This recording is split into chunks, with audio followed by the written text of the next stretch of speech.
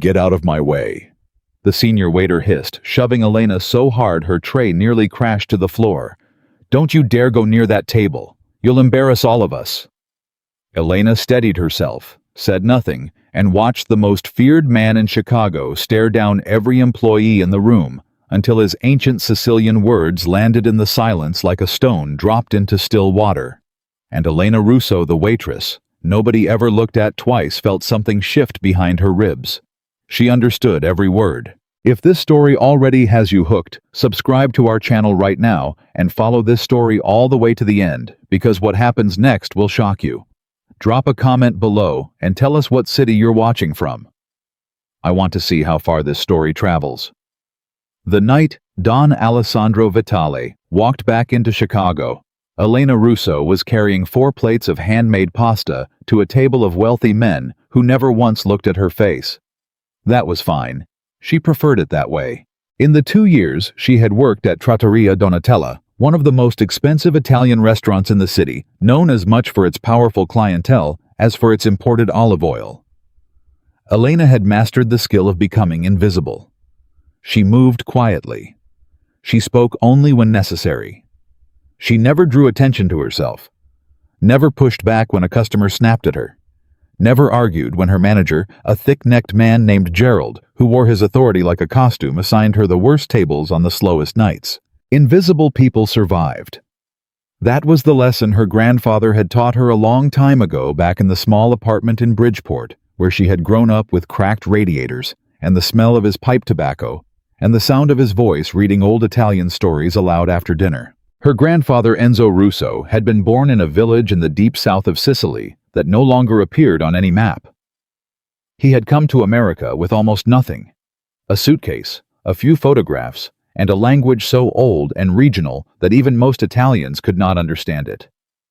He had raised Elena after her parents died in a car accident when she was 7 years old, and he had done it with patience and discipline and an enormous amount of love that he expressed mostly through cooking and storytelling and occasional silences that Elena had learned to read like sentences. He taught her that ancient Sicilian dialect over years of kitchen table conversations and bedtime stories and long Sunday afternoons when there was nothing else to do.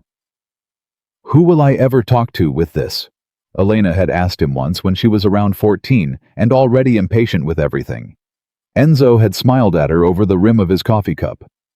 "You will know when the moment comes," he said. "The right words in the right moment can stop a war." Elena had rolled her eyes.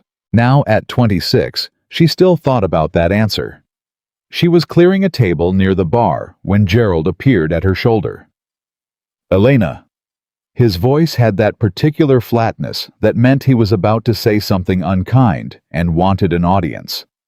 2 of the other waitresses, Brittany and Simone, who had been working at Donatella for 3 years and considered themselves its social royalty, were pretending to polish glasses nearby. "I need you on the back section tonight." The back section was where they put the overflow tables. The people who didn't have reservations, who got squeezed in as a favor, who were expected to eat fast and leave faster. "I'm already carrying 5 tables," Elena said. "You can handle it." Gerald shrugged. "Brittany's been requesting the front since her regulars are coming in. You don't have regulars." Brittany smiled without looking up from her glass. Elena said nothing. She picked up her order pad and walked to the back section. This was how it always went.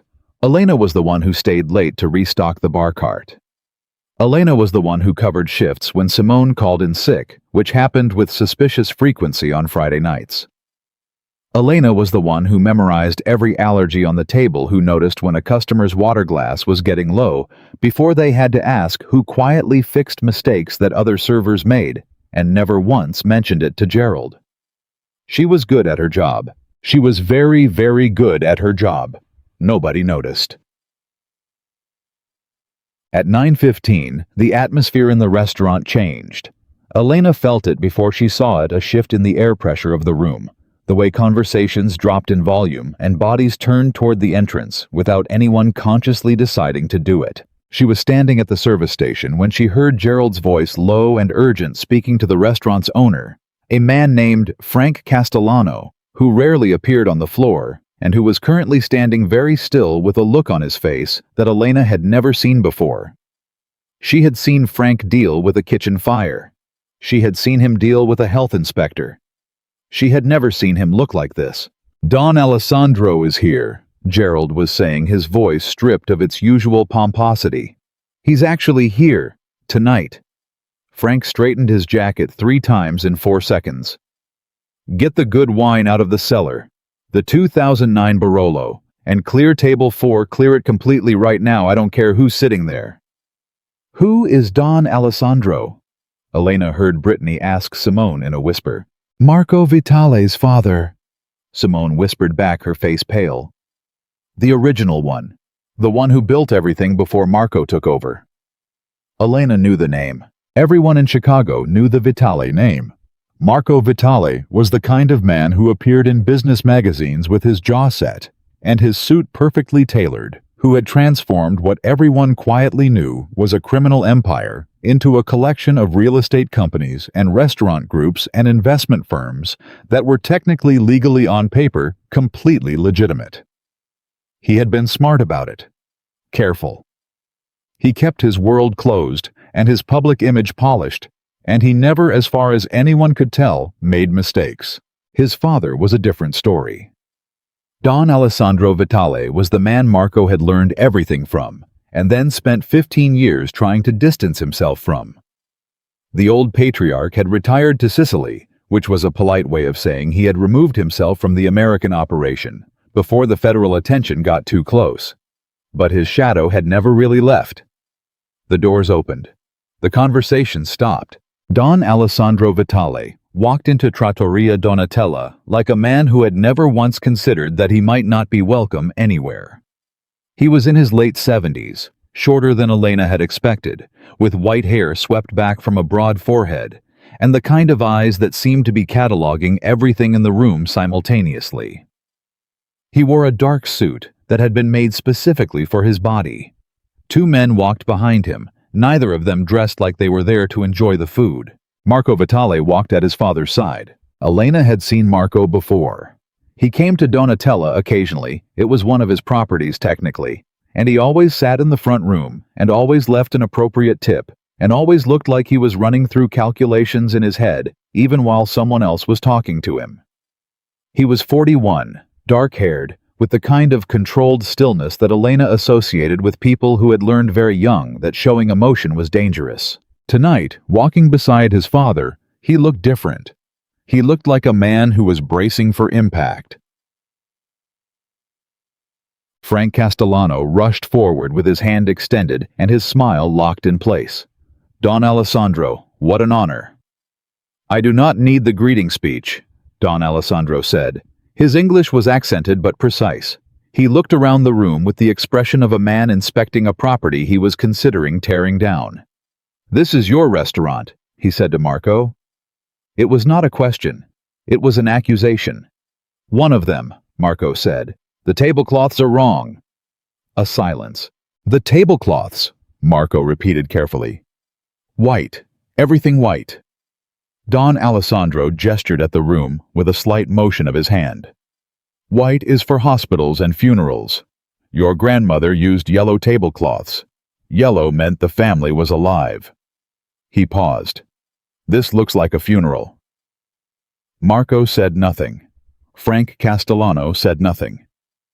Elena, who was standing near the service station pretending to review her order pad, pressed her lips together very hard. Don Alessandro sat down at table 4, the table that had been cleared minutes ago, the best table in the room, with its corner position and full view of the floor. His 2 companions sat 1 table away, which meant they were not companions at all. They were guards. Gerald materialized at Elena's elbow, his voice barely above a breath. "I need someone on that table." "Send Brittany," Elena said. "She's been asking for the front section." Gerald glanced toward Brittany, who was standing near the bar and had gone the color of a paper bag. "Brittany's busy." "She's standing still." "Elena." Gerald's voice dropped even further. "Nobody wants to go near that table. You're the best one for this." She turned to look at him. "You were about to say I'm the most expendable," she said.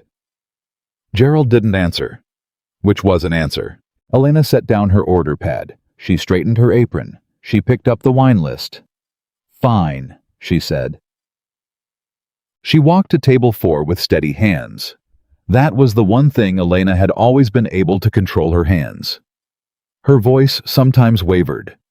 Her heart could hammer hard enough that she could feel it in her temples. But her hands stayed steady, and she had learned to use that as a kind of proof that she was all right, that she could do this, that she was not about to fall apart. Don Alessandro did not look at her when she arrived. He was speaking to Marco in rapid Italian, not the standard Italian that Elena understood passably from exposure and study, but something thicker, more compressed with vowels that shifted in ways she recognized. Marco caught her eye over his father's shoulder. Something flickered across his face, an apology almost. She had never seen that expression on him before. "Good evening," Elena said. "My name is Elena, and I'll be taking care of you tonight. Can I start by bringing you some water, or would you prefer to look at the wine list first?" Don Alessandro stopped speaking mid-sentence. He looked at her. It was the kind of look that started at her shoes and moved upward with deliberate slowness, assessing without warmth. "American," he said. "Yes, sir." "Your parents, Italian?" "My grandfather was from Sicily, sir." Something shifted in Don Alessandro's expression. Not warmth. More like the recalibration of a machine that had been handed new data. "What part?" he asked. "A village near Corleone," Elena said. "Very small." He said most people had never heard of it. "And your grandfather, he still lives?" "He passed away 3 years ago," Elena said. Don Alessandro looked at her for another moment. Then he picked up the wine list. "I will have water," he said. "And then I will tell you what I want to eat. This menu," he set the wine list down without having opened it, "is not what I want." Elena nodded. "What would you like, sir? What does the kitchen have that is not on the menu?" It was a test. She knew it immediately. The kind of question designed to find out whether she would panic or bluff or disappear to find a manager. "The chef keeps a reserve of ingredients for special requests," Elena said. "Tonight he has fresh swordfish that came in this afternoon, and he has the components for a traditional pasta alla norma if you prefer something without meat. He also has good ricotta, real ricotta imported, if you want to start with something simple." Don Alessandro set the menu down. He looked at his son. "She knows the kitchen," he said. Marco said nothing. He was watching Elena with an expression she could not quite read. "Bring the swordfish," Don Alessandro said. "And the pasta first. And good wine, not what is on that list. Something real." Elena wrote nothing on her pad. She memorized it. "Of course," she said. "I'll have water for you in just a moment." She walked back to the service station. Gerald was standing there with his arms crossed and the expression of a man who had been holding his breath. "Well?" he demanded. "He wants the swordfish and pasta alla norma," Elena said. "Off menu. And wine that isn't on the list, something good, something the chef actually respects." Gerald stared at her. "How did you... Do we have a 2009 Barolo back there, or did Frank already bring it out?" "Ditag." The pasta went to the table without incident. Elena watched from a careful distance as Don Alessandro tasted it, set down his fork and said something to Marco that she was not close enough to hear. Marco nodded without expression. The crisis, she thought, was small, manageable. Then David happened. David Marino was the senior waiter, a man who had worked at Donatella for 6 years, and who wore that tenure like a medal pinned to his chest. He was technically skilled. He could describe every dish with perfect precision and open a wine bottle without making a sound. But he had a habit of performing competence rather than actually exercising it, which were two very different things. David had been hovering near table 4 all evening, drawn in by the proximity to important people in the way that some people simply could not resist. When Don Alessandro gestured for more water, David appeared before Elena could get there. He poured the water. He smiled the smile he reserved for important customers. And then he said in the smooth voice of a man who had given this speech 100 times, "I hope you're enjoying our menu tonight. We've recently updated several dishes with a modern Italian influence, a real elevation of the traditional cuisine you might remember." The table went silent. Don Alessandro set down his water glass. "Modern Italian," he said. "Yes, sir. Our chef trained in Milan, actually, so he brings a real—" "My mother," Don Alessandro said very quietly, "cooked for 60 years, every day, for family, for neighbors, for people who had nothing." He paused. "My mother never cooked modern Italian." David's smile remained on his face. About 2 seconds passed when it should have left. "Well, of course, sir, traditional cooking is also." "You are telling me," Don Alessandro said, "that someone who trained in Milan and makes modern Italian is better than my mother." The room had gone completely quiet. David opened his mouth, closed it, opened it again. Nothing useful came out. Don Alessandro turned to his son, and what he said next, he said it in the old dialect, the one that had disappeared from most of the world, the one that Elena had spent years of childhood learning at a kitchen table in Bridgeport. He said, "This is what you have built. Men who insult their elders and call it progress. Your grandfather would have thrown him into the street." Marco's jaw tightened. But it was not Marco who responded. From across the room, in the same dialect, in the same accent, with the same cadence that Enzo Russo had used every evening of Elena's childhood, a voice said, "Your grandfather would have also said that a wise man listens before he judges." Everyone turned. Elena was standing at the service station with a water pitcher in her hand. She had not planned to speak. The words had simply come out. The silence that followed was not like regular silence. It was the kind of silence that happens when a room full of people simultaneously realizes that something irreversible has just occurred.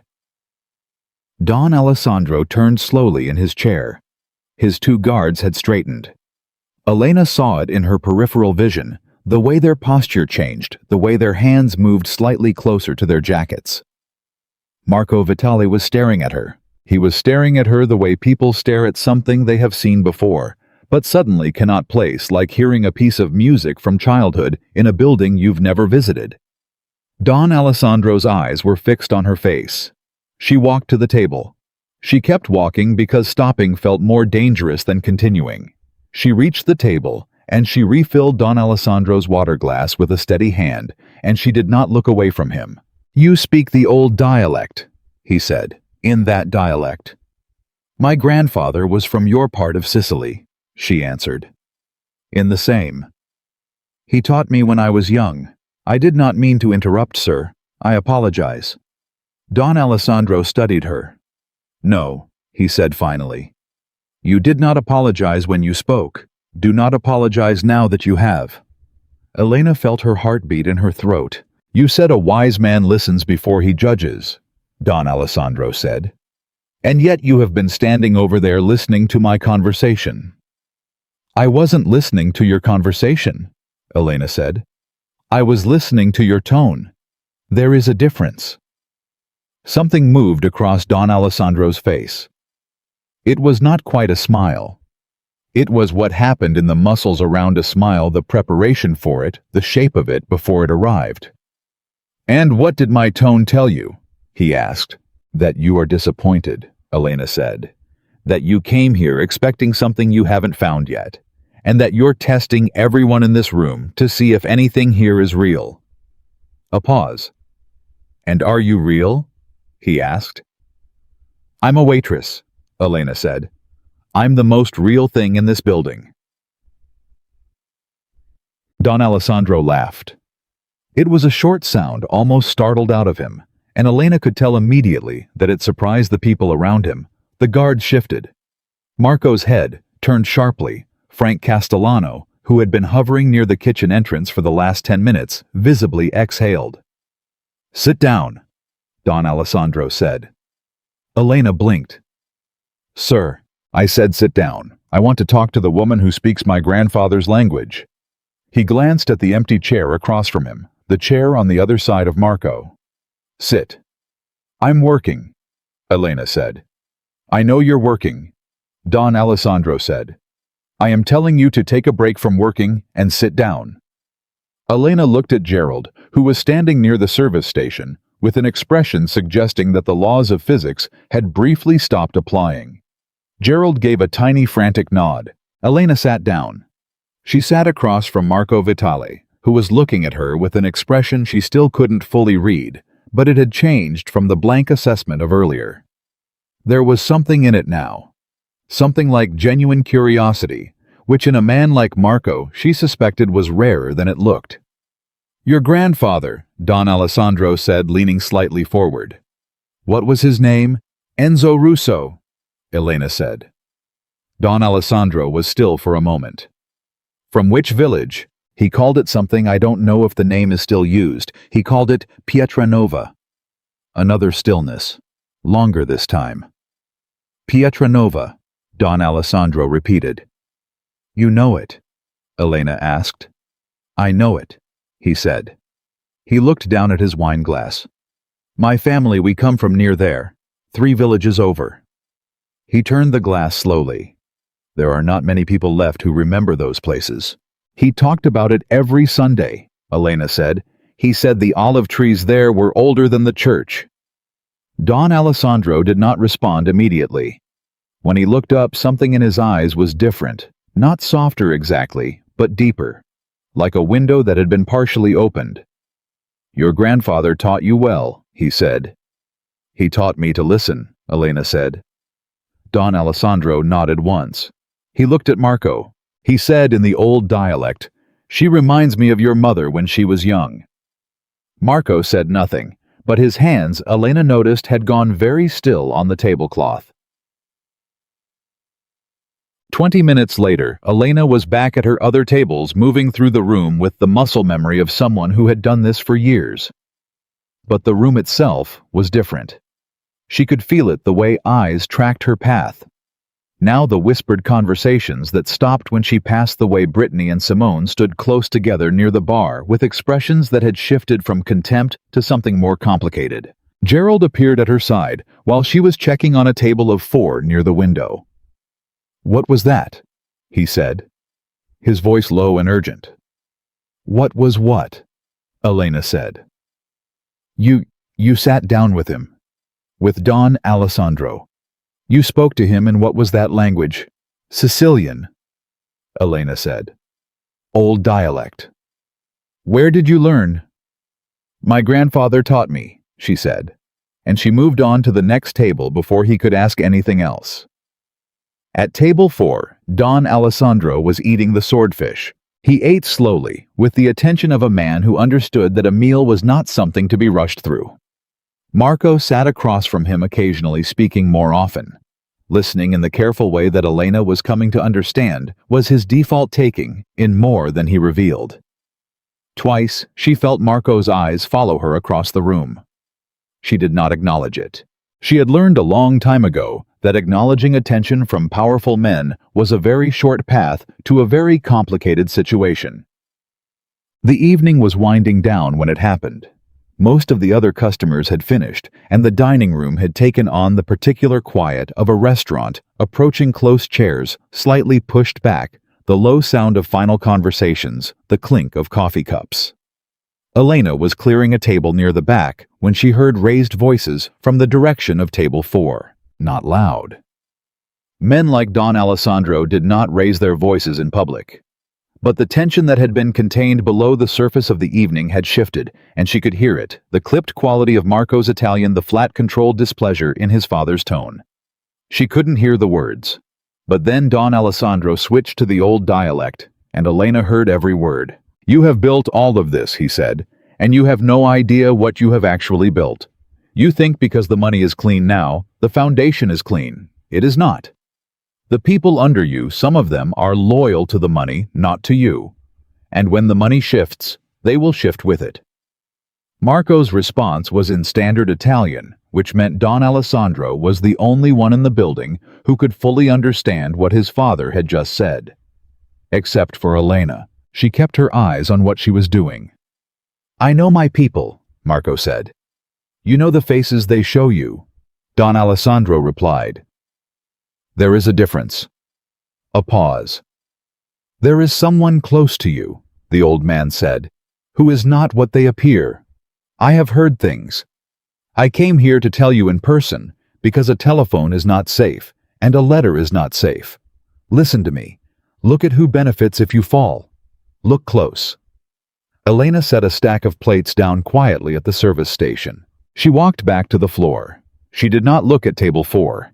But her mind was moving very fast, turning over what she had heard, understanding with a sudden cold clarity why Don Alessandro had really come back to Chicago after 15 years.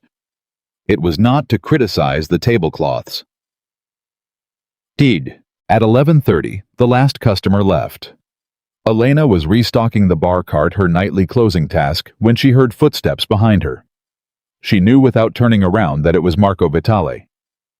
She had gotten good over the course of one evening at recognizing the particular quality of his footsteps. The even weight distribution of a man who moved like he was always choosing where to put his feet. "Miss Russo," he said. She turned. He was standing a few feet away, his jacket still perfectly in place, despite the hours that had passed, with the composed expression of a man conducting a professional conversation, but something underneath it that was not composed at all. "Mr. Vitale," she said, "my father wants to know." He stopped, seemed to recalibrate.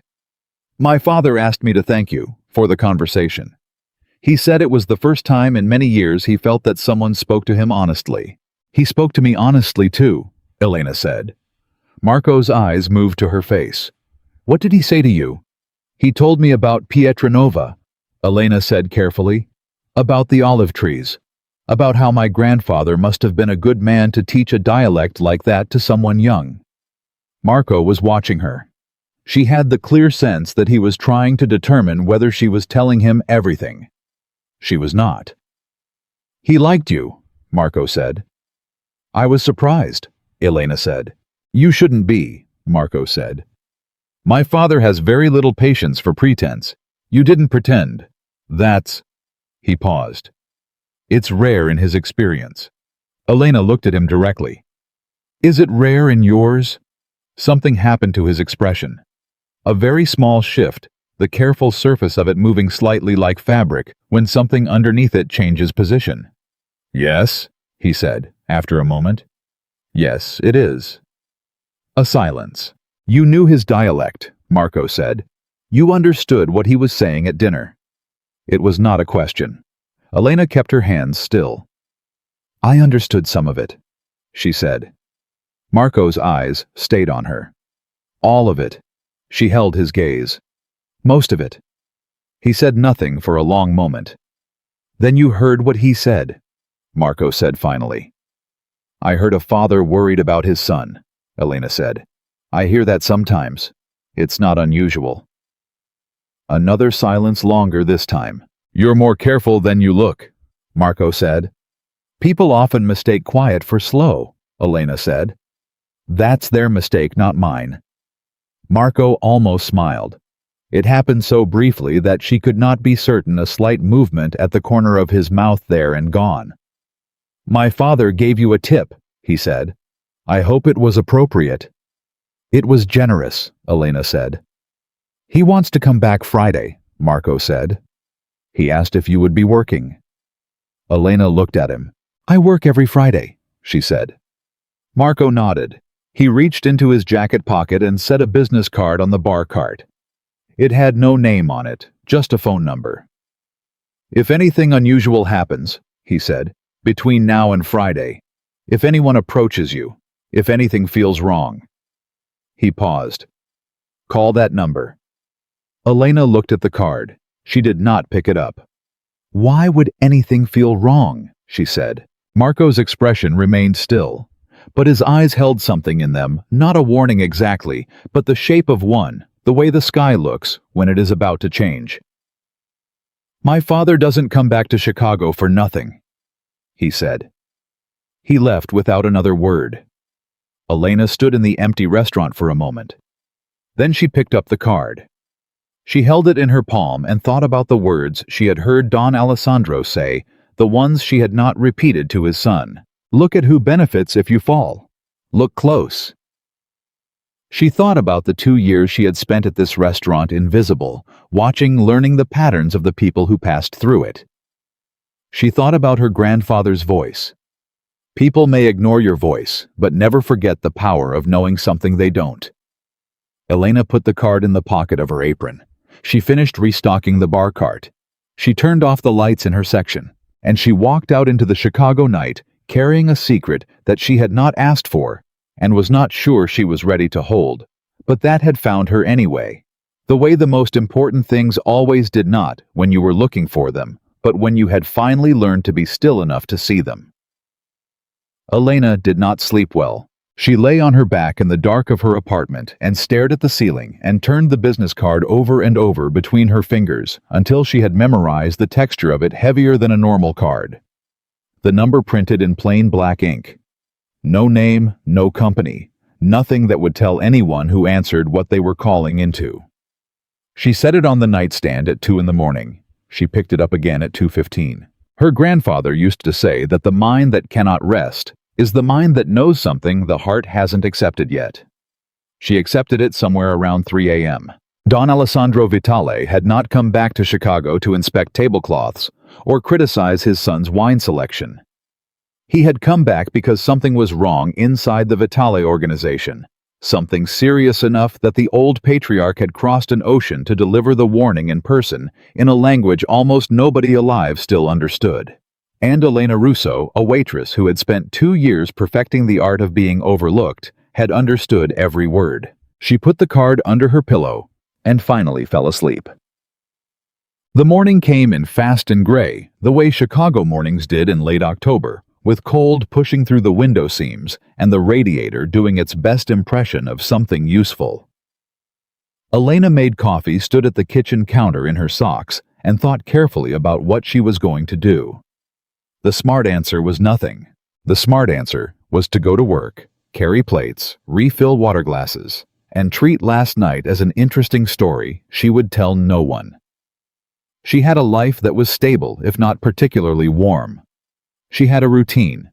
She had a mother whose medical bills she was managing barely one double shift at a time.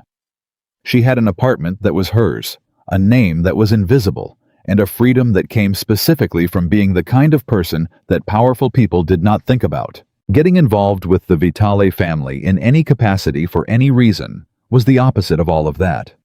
She poured her coffee.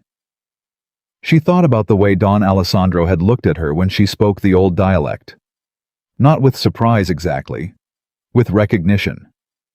The way someone looks when they hear a song they haven't thought about in decades. She thought about what Marco had said. If anything feels wrong, call that number. She thought about the fear underneath those words. Not fear for himself, she was fairly sure. The man did not seem built for personal fear. But fear for the people around him, the kind of responsible dread that came with knowing that your enemies were not the kind of people who came after you directly. They came after what you loved, what you could not afford to lose. Elena drank her coffee. She went to work. The restaurant looked different in daylight. That was always the strange thing about Donatella at night. It was theater, all candlelight and hushed voices, and the performance of elegance. In the morning, before the cleaning staff had fully reset it, it was just a room with tables. Elena arrived 40 minutes before her shift started, which was normal. She liked the early quiet. She liked setting up her section with no one watching, the particular satisfaction of a perfectly aligned table, setting the way the work felt clean before the complications of the day arrived. She was polishing glasses at the service station when Brittany walked in. Brittany saw her and changed direction slightly, not obviously, but enough. Elena noticed. She noticed everything. She always had. Then Brittany apparently decided that ignoring Elena was less interesting than whatever she needed to get out of her system, because she reversed course and came to the service station with her chin slightly elevated, which was the face she made when she was about to say something she had been workshopping in her head. "So," Brittany said. Elena kept polishing. "Last night was interesting," Brittany said. Most nights are interesting if you're paying attention, Elena said. You sat down with him. He asked me to. You spoke to him in whatever that was. Sicilian. Brittany was quiet for a moment. Then, Gerald is telling everyone it was just a customer thing, a translation thing, that you happened to know the language and it was useful. That's accurate, Elena said. Marco Vitale talked to you alone for like 10 minutes after everyone else left. Elena set the glass down and picked up another one. He thanked me on his father's behalf. It was a 2-minute conversation. It was 10 minutes, Brittany said. I know because Simone was watching from the kitchen and she timed it. Elena looked at her. You and Simone were timing my conversations. Brittany had the grace to look briefly uncomfortable. We were curious. You have to admit it was strange. What I find strange, Elena said, is that the two of you spend more energy watching me than doing your actual jobs. Brittany's expression shifted. Something harder came into it. You think last night changes something for you here? I think last night was one unusual evening at work, Elena said. That's all. Gerald's nervous, Brittany said, and now her voice had dropped, and Elena could hear something underneath the performance, something that was actually closer to a warning. When Gerald gets nervous, he starts looking for reasons to reassign people, or let them go. Elena looked at her steadily. Is that what you came over to tell me? Brittany hesitated. Then, with the awkward half-honesty of someone who had not quite planned on being genuine. I'm telling you to be careful. Whatever last night was powerful, men noticing waitresses never ends cleanly. She walked away before Elena could respond. Elena stood at the service station for a moment, glass in hand, and considered that Brittany had just said the most useful thing she'd said in 2 years of knowing her.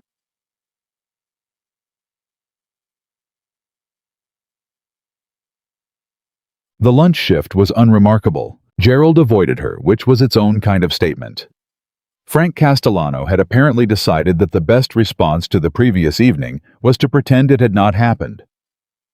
The restaurant hummed along with its usual rhythm, the businessmen ordering the same dishes they always ordered the women at table 7, who came every Thursday, and always asked for the bread basket to be removed, and then asked for it back the delivery from the produce supplier that was always slightly late. Elena moved through it with the professional autopilot she'd developed over 2 years, and inside her head, she was doing something else entirely.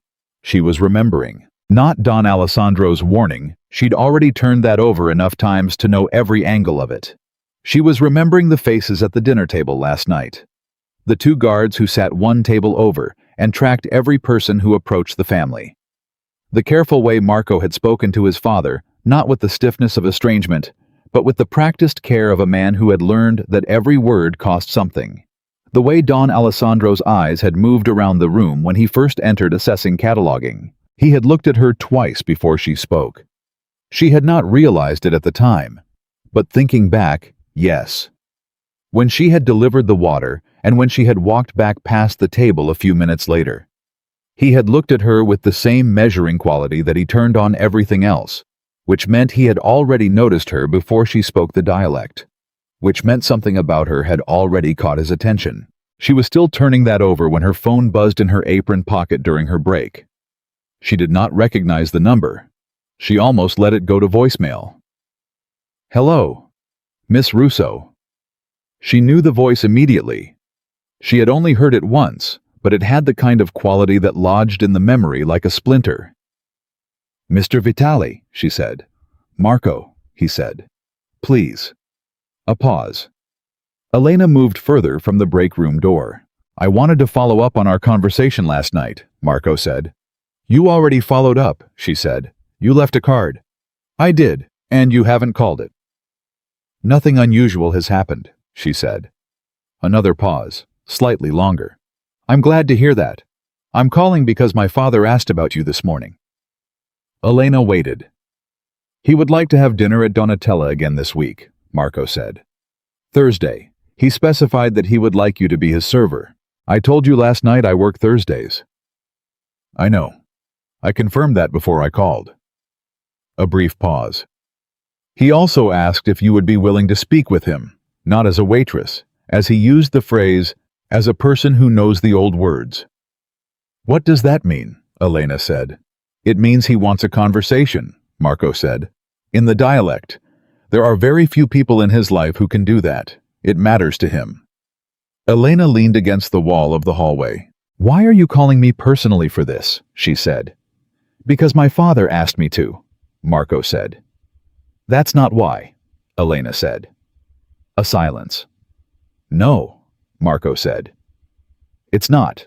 She waited. "I want to understand how you know that dialect," he said. "The version you spoke last night, it's not something you pick up from language tapes or classes. It's too specific. The intonation, the way you formed the vowels." He paused. "You learned it from someone who grew up speaking it. I told you, my grandfather." "Enzo Russo," Marco said, like he had already looked it up. "From Pietranova." "You researched my grandfather." "I research people who enter my family's orbit," Marco said without apology. "It's not personal." "It feels personal," Elena said. "I can understand that." His voice shifted slightly. "What I found was straightforward. Your grandfather immigrated in 1962. He worked as a mason. He died 3 years ago. You were his only family in this country." A pause. "I'm sorry for your loss." Elena said nothing. "There is nothing in what I found that is a concern," Marco continued. "I want you to understand that. My interest is professional." "Professional," Elena repeated. "My father heard something in your accent," Marco said. "Something he recognized. He wants to know what it was." Elena pulled the business card from her pocket, turned it between her fingers. "Thursday," she said. 7 o'clock, Marco said. "I'll make sure the table is properly set." "Tell your father," Elena said, "that the tablecloths here are white. He may want to bring his own." She hung up before Marco could respond. She stood in the hallway for a moment, card in hand, with the absolute certainty that she had just made a decision that her smarter, more careful self would have advised against. Then she went back to work. Thursday arrived the way significant things sometimes do, unremarkably. Elena woke up, made her coffee, and went through her morning without ceremony. She was not the kind of person who attached dramatic weight to individual days. Things happened, or they didn't. You showed up, or you didn't. She showed up. Donatella was set up slightly differently when she arrived. Table 4 had been reset with fresh flowers, something that almost never happened at lunch tables. Frank Castellano was present, which he usually wasn't on Thursday evenings. Gerald had moved Elena's section assignment without explaining why, putting her solidly in the front room closest to the best tables. Brittany clocked this immediately. "You're in the front," she said when she saw Elena reviewing her new table assignment. "Apparently," Elena said, "Gerald moved you." "I can see that." Brittany pressed her lips together. "You know why." "I can guess," Elena said. "This is becoming a thing," Brittany said, and her voice had lost the sharp edge it usually carried. She just sounded tired. "A thing where you're connected to something, and that makes the rest of us have to figure out what that means." Elena looked at her. "It makes you have to figure out nothing," she said. "I'm serving a customer who requested my section. That's the entire story." "That's never the entire story with people like them," Brittany said. Elena had no argument for that, because it was true. She knew it was true. She had known it since the moment she sat down at table 4 on Tuesday night and looked at Marco Vitali's face and understood that she had wandered into a story that had been going on for a very long time before she arrived. "Go set your tables," Elena said not unkindly. Brittany went. Don Alessandro arrived at 7:02. He was alone this time, just the 2 guards at a remove, and he looked like a man who had slept well and eaten a good breakfast and was satisfied with the current state of the universe, which Elena suspected was a performance. The old patriarch did not strike her as someone who was ever fully satisfied with anything. Marco was not with him. Elena noted that without quite knowing what to make of it. She brought water. She brought the bread that Don Alessandro had not ordered, but that she had put in anyway because her grandfather had taught her that a good host anticipates before they are asked. She set it down without comment. Don Alessandro looked at it. "You remembered," he said. "You ate 3 pieces on Tuesday," Elena said. "You didn't order it." He looked at her the way he had looked at her the first night that cataloging quality-taking measure. "Sit," he said. "Sir, I can't—" "Frank," Don Alessandro said, without raising his voice, without even looking toward the back of the restaurant. Frank Castellano materialized from somewhere near the kitchen. "Yes, sir." "Your waitress," Don Alessandro said, "will sit with me for a few minutes. You will not dock her pay or note this in whatever records you keep." Frank looked like a man who had just been told the weather was going to change whether he liked it or not. "Of course, sir, of course." Elena sat down. Don Alessandro tore a piece of bread. He set half of it in front of her in the old Sicilian gesture that she recognized from childhood, the sharing of bread, as the opening of a real conversation. She accepted it. In the old dialect, he said, "Tell me about your grandfather. Not the facts. Tell me who he was." Elena felt something shift in her chest, the small, sudden ache of a wound that had healed but not entirely disappeared. "He was patient," she said in the same dialect. "More patient than anyone I have known since.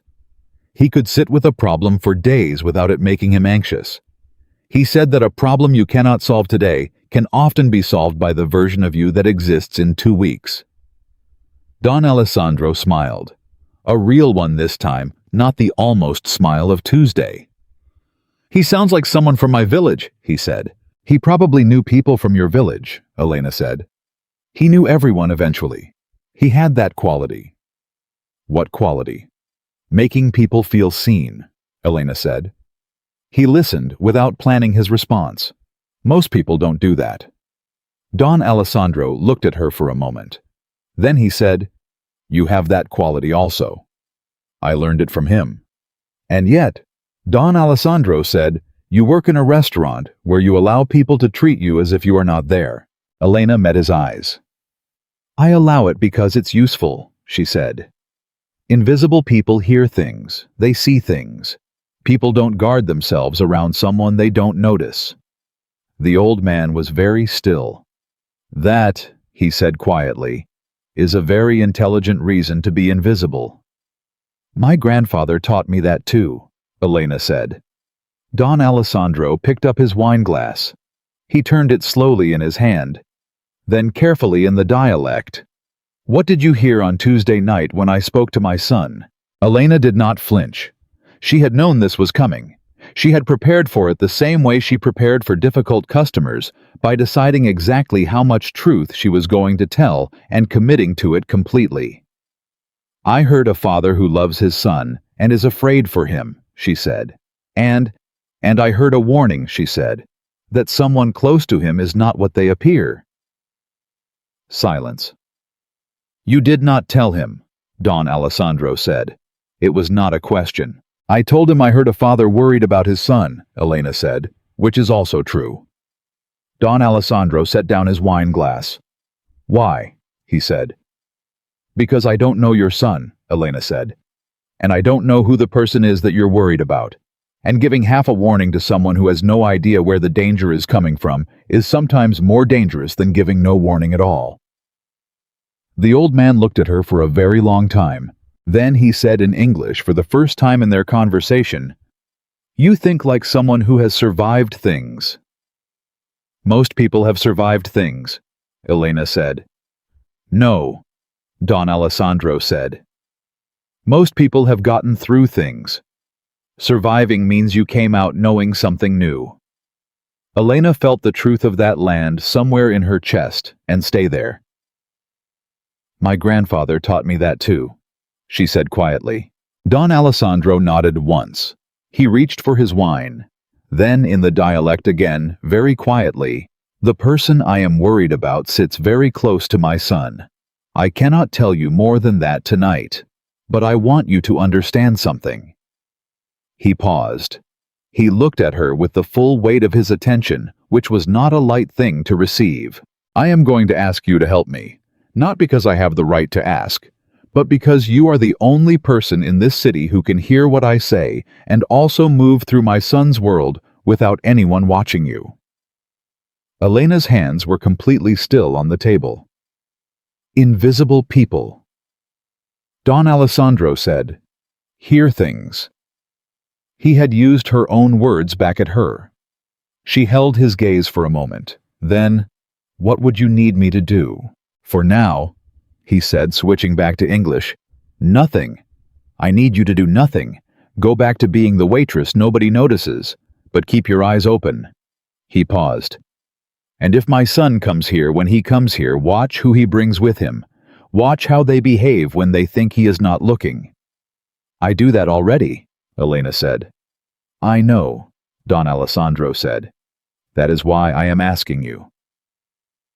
Marco walked in at 8:45. Elena saw him before he saw her, which gave her approximately 3 seconds to decide whether to react or not. She chose not to.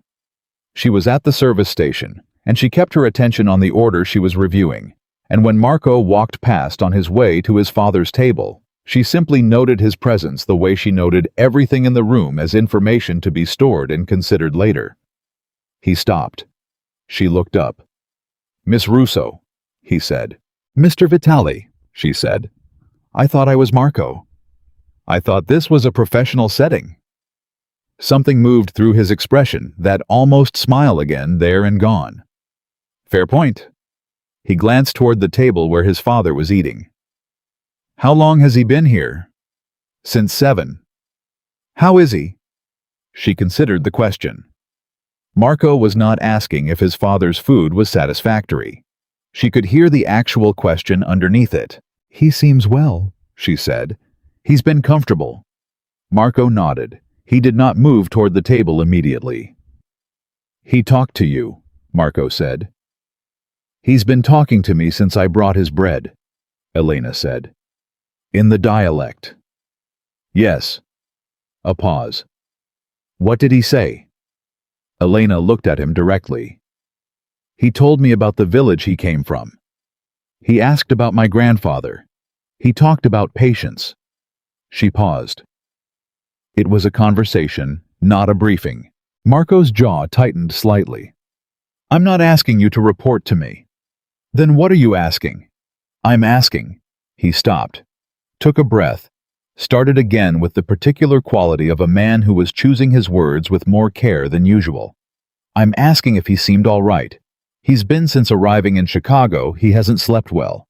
He won't tell me what's bothering him. I can see that something is, but he won't."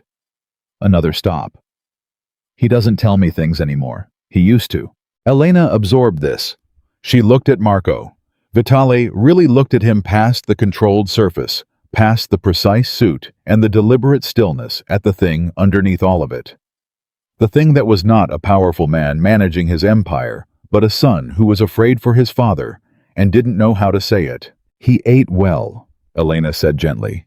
"He enjoyed the bread. He laughed twice, not the public laugh, a real one." She paused. "He misses being spoken to honestly. I think that's the most important thing." Marco looked at her. "He gets that from you," he said. "He gets it from very few people," Elena said. "Go sit with him. Eat something. Stop managing the conversation before it happens." Marco blinked.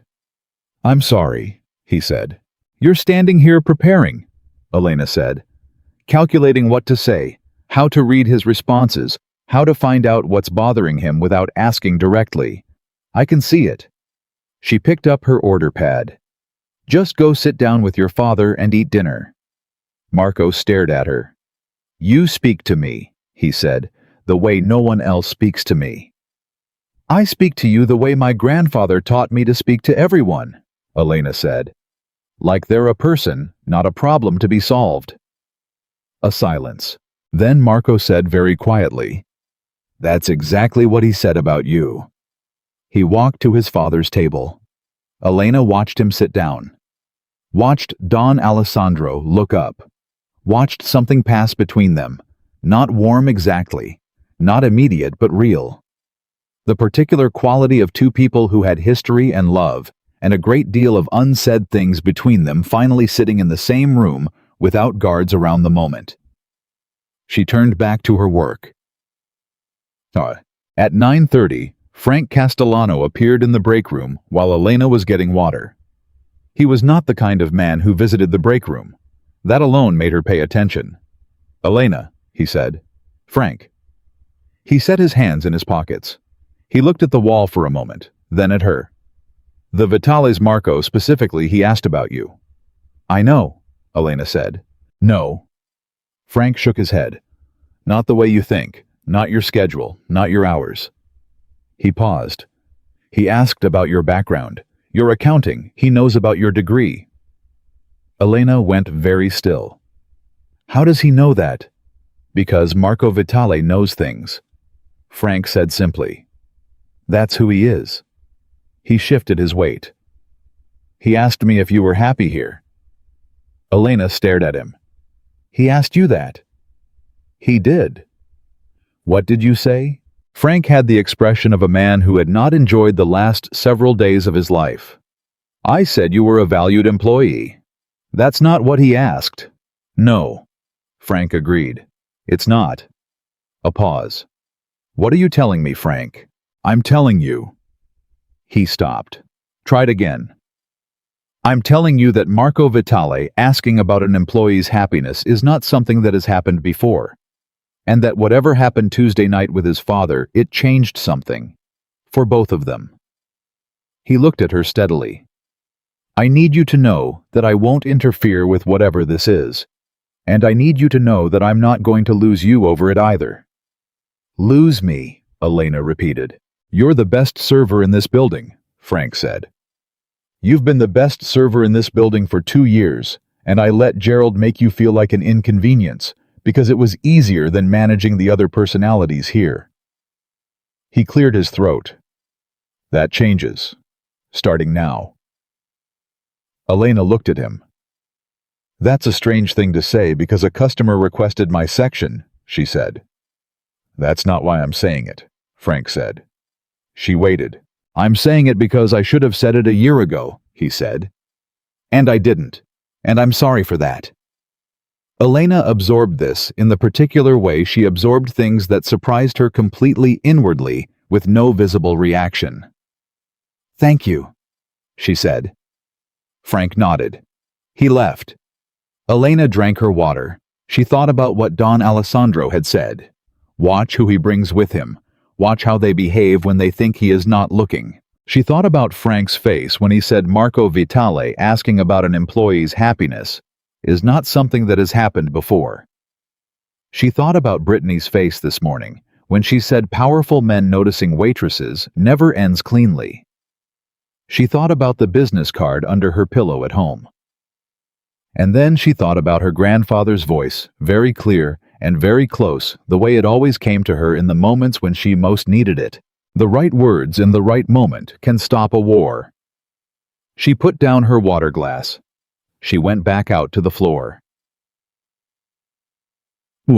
Marco was leaving at 10:15 when Elena crossed his path near the entrance. It was not accidental. She had timed it. Not obviously, she was carrying a tray of clean glasses from the bar to the service station, and the natural path ran along the entrance corridor. And if it happened to coincide with Marco putting on his coat, that was simply how the room was arranged. She had learned this kind of timing from 2 years of invisibility. "Mr. Vitale," she said without stopping. "Marco," he said for the 3rd time. She stopped. She looked at him. He was wearing his coat, which somehow made him look less like a controlled empire builder, and more like someone who was also at the end of the day cold in October, like everybody else.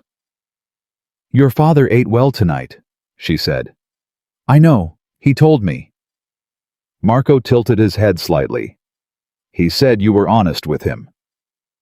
"I try to be honest with most people," Elena said. "Most people are not honest with him," Marco said. "Or with me." "I know," Elena said. "I can tell." A pause. "Can you?" Marco said. "It's in how you respond when someone says something direct." Elena said. You get this expression for just a second before the control comes back, like you're waiting for the catch, like honesty must be hiding something. Marco was very still. "That is," he said slowly, "the most accurate thing anyone has said to me in a long time." "I told you," Elena said. "Invisible people see things." Marco looked at her for a moment. Then, "Are you still invisible, Miss Russo? After this week, I mean?" Elena considered. "Probably less than I was," she admitted. "I'm sorry for that," he said. "If it caused you any trouble." "Brittany timed our conversation on Tuesday," Elena said. "Apparently it was 10 minutes. Marco almost smiled. "Was she discreet about this information?" "Completely not," Elena said. He did smile then, a real one, brief but unguarded, and it changed his face entirely. Made him look younger. Made him look like someone who had not practiced this expression very much and was slightly surprised by it.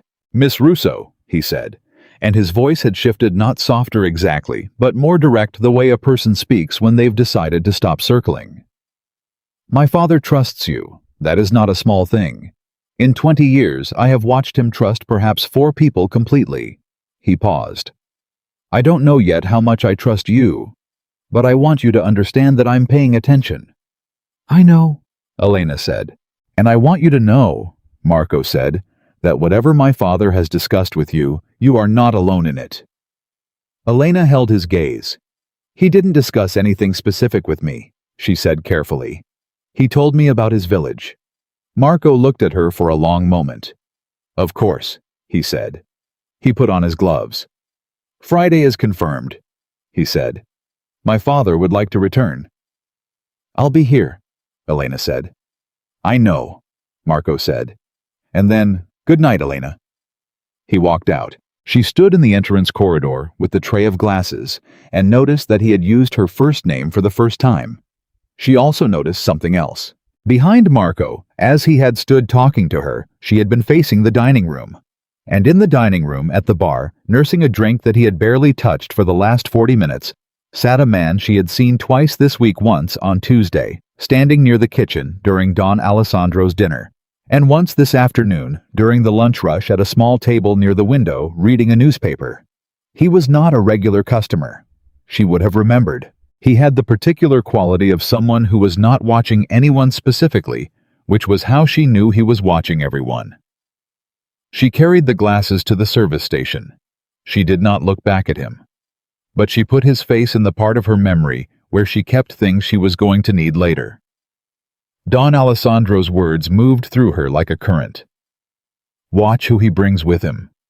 Watch how they behave when they think he is not looking."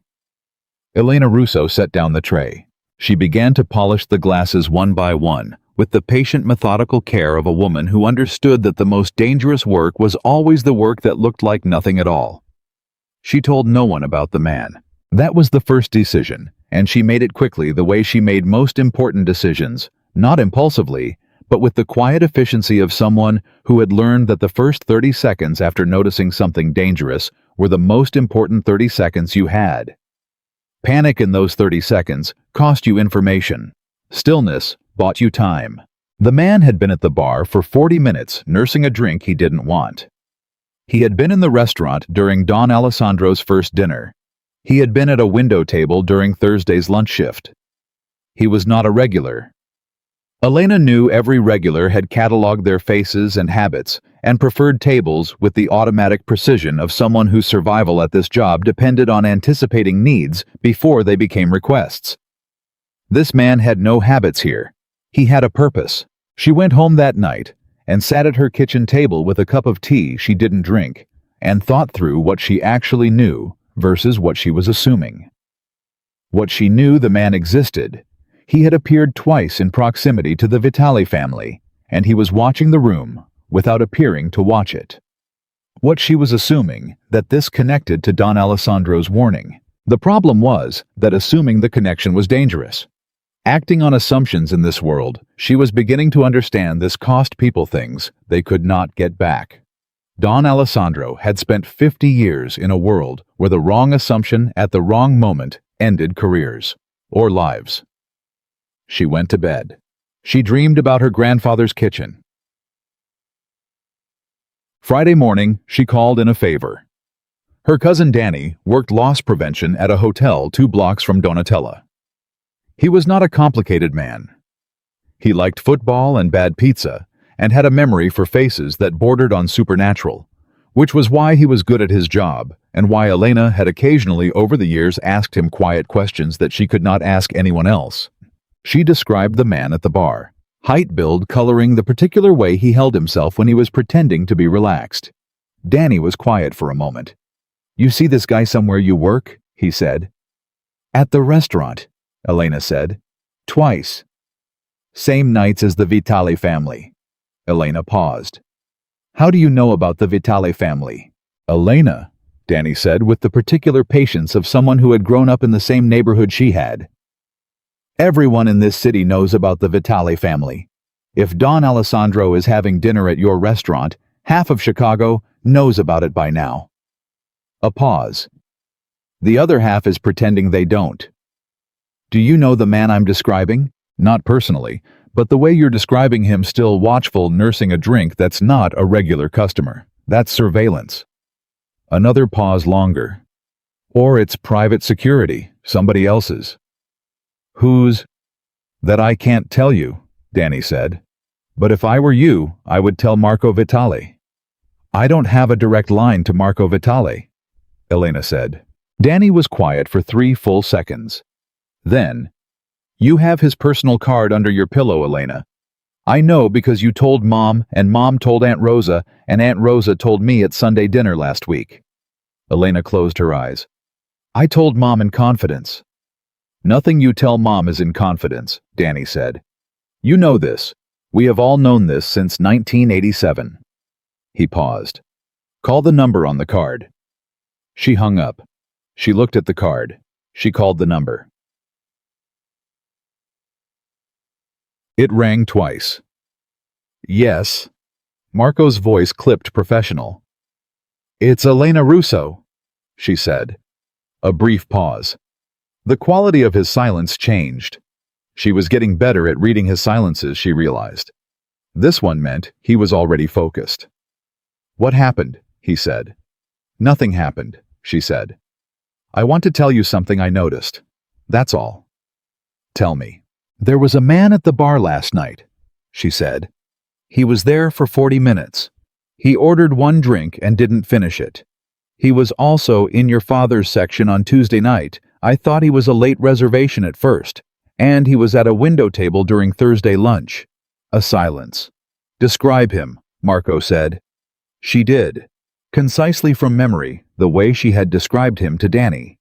Height, build, the way he carried himself, the precise quality of his watchfulness. Marco was quiet for longer this time. "You noticed all of this," he said, "and you're only telling me now." "I noticed the pattern last night," Elena said. "I needed to be certain before I said anything."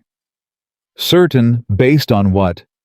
"Based on the fact that I've worked in that restaurant for 2 years, and I know what a customer looks like versus what someone who is not there to eat looks like," she said. "And based on what your father said to you on Tuesday, which I heard." The silence this time was different, colder. "Say that again," Marco said very quietly. "I heard what your father said to you on Tuesday night," Elena said. "In the old dialect. I didn't tell you because I was trying to understand whether it was relevant before I said something that might cause more harm than good. I'm telling you now because a man who doesn't belong in that restaurant has been in that restaurant 3 times in 1 week." She could hear Marco breathing. "What exactly did you hear?" he said. She told him, word for word in the old dialect first, then translated cleanly into English. She had the memory for it her grandfather had taught her early, that you could not carry a message accurately if you carried only its meaning. You had to carry its words. When she finished, the silence was very long. "Elena," Marco said, and his voice had changed.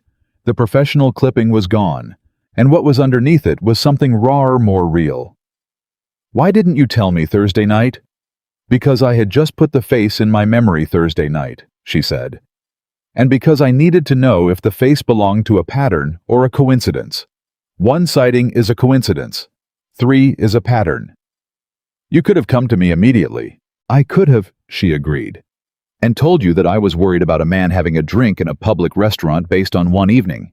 You would have listened politely and then had someone check the security footage and found nothing concrete and concluded I was nervous. A pause. Probably, he admitted. 3 sightings with a consistent behavioral pattern, Elena said, is a different conversation. Another pause. You think like an investigator. I think like someone who has spent 2 years being the person nobody watches, she said, which means I learned how to watch. She heard Marco exhale slowly, not stress leaving his body, but something being reconfigured. The sound of someone processing information and simultaneously revising their understanding of a situation. Don't go to work today, he said. Elena blinked. It's my shift. I know. I'll have someone call Frank. Marco, she kept her voice even. I am not staying home because there is a man in a restaurant I cannot currently prove has any harmful intention. I am going to work. If he appears again, I will note it. If anything else happens, I will tell you. Elena. If I disappear from my routine, she said, and he is watching the routine, then he knows something changed. And then we've lost the advantage of him not knowing that I've noticed him. A very long silence. That is, Marco said slowly, a tactically sound argument. Go to school, Elena said flatly. She thought she heard something that might have been a short laugh cut off before it fully formed. Don't engage with him, Marco said. Don't look at him directly. Don't change anything about how you work. That was already my plan, Elena said. I'm sending someone to the restaurant tonight. He'll be at the bar. He won't speak to you and you won't acknowledge him. What does he look like? Tall, Marco said. Red tie. He'll order club soda. All right. Elena. His voice dropped lower. Thank you for telling me. Your father asked me to keep my eyes open, she said. I'm keeping my eyes open. Another silence. He told you that? He did. Marco said nothing for a moment. Then, what else did my father tell you Thursday? What else? Elena considered. He told me about a river near Pietranova, where he used to fish as a boy, she said. He said the water was so cold it made your hands go numb in 30 seconds, and his father made him stand in it as a test of patience. She heard something happen on Marco's end of the line, something quiet and involuntary. He's never told me that story, Marco said. He said the fish were never worth the cold, Elena said. But the waiting taught him something the fish couldn't. A pause. What? He said waiting teaches you to notice what moves when everything else is still. Silence. Call me if anything changes, Marco said finally. His voice was controlled again, professional, but underneath it something had shifted that had not shifted back. I will, Elena said. She hung up. She got ready for work. The man was not at the bar that night, but he was on the street.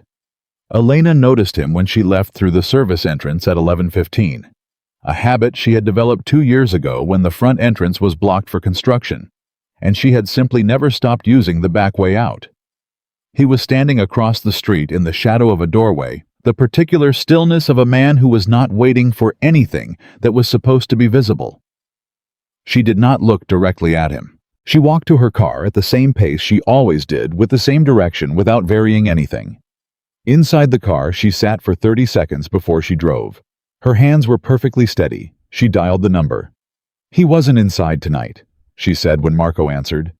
He was on the street outside the service entrance, the back one, which means he knows my routine. The silence on Marco's end of the line lasted exactly 2 seconds. Drive to the address I'm going to give you right now, Marco said. Don't go home. Marco! Elena. His voice was not loud. It did not need to be. Drive to the address. She drove to the address. It was a building on Michigan Avenue, one of the Vitale properties she understood immediately. The lobby was staffed by two men who were too large and too still to be ordinary security guards, and they knew her name before she said it, which meant Marco had called ahead in the 30 seconds between her call and her arrival downstairs. She rode the elevator to the 14th floor. Marco was in the hallway when the doors opened. He was in a dress shirt. No jacket, which was the most informally she had seen him, and which for reasons she did not examine too closely made him seem more real, more present. Like the controlled surface he wore every day had peeled back slightly at the corner. "You're all right," he said. It was not a question. It was confirmation of a fact he had needed to verify with his own eyes. "I'm fine," Elena said. "I wasn't followed. I watched the mirrors the whole way here. I know. My man was behind you." She looked at him. "You had someone follow me." "I had someone make sure you arrived safely," he said. "There's a distinction." "There's a very thin distinction," Elena said. "Come inside." The apartment, she understood it was not his personal home, but a property used for exactly these situations, was spare and clean, and carefully anonymous. Don Alessandro was sitting in a chair near the window with a glass of water and the expression of a man who had been waiting for information and was now receiving it in the form of Elena walking through the door. He said in the dialect, "You saw him again." "Outside the service entrance," Elena said in the same. "He knew which door I used." Don Alessandro nodded once, the nod of a man receiving news he had already prepared himself for. Marco stood near the doorway. He was watching his father and Elena with an expression that contained something Elena recognized the discomfort of being in a conversation that was half in a language you did not fully possess. She had seen it on the faces of second-generation children at her grandfather's table caught between two worlds. "Sit down," Don Alessandro said to her. She sat. Marco remained standing. "I will tell you something now," Don Alessandro said, "that I have told very few people. Because what you have seen tonight changes the situation, and you deserve to understand what you are standing in the middle of." Elena waited. "For 3 years, Don Alessandro said, someone inside my son's organization has been passing information to a competing family.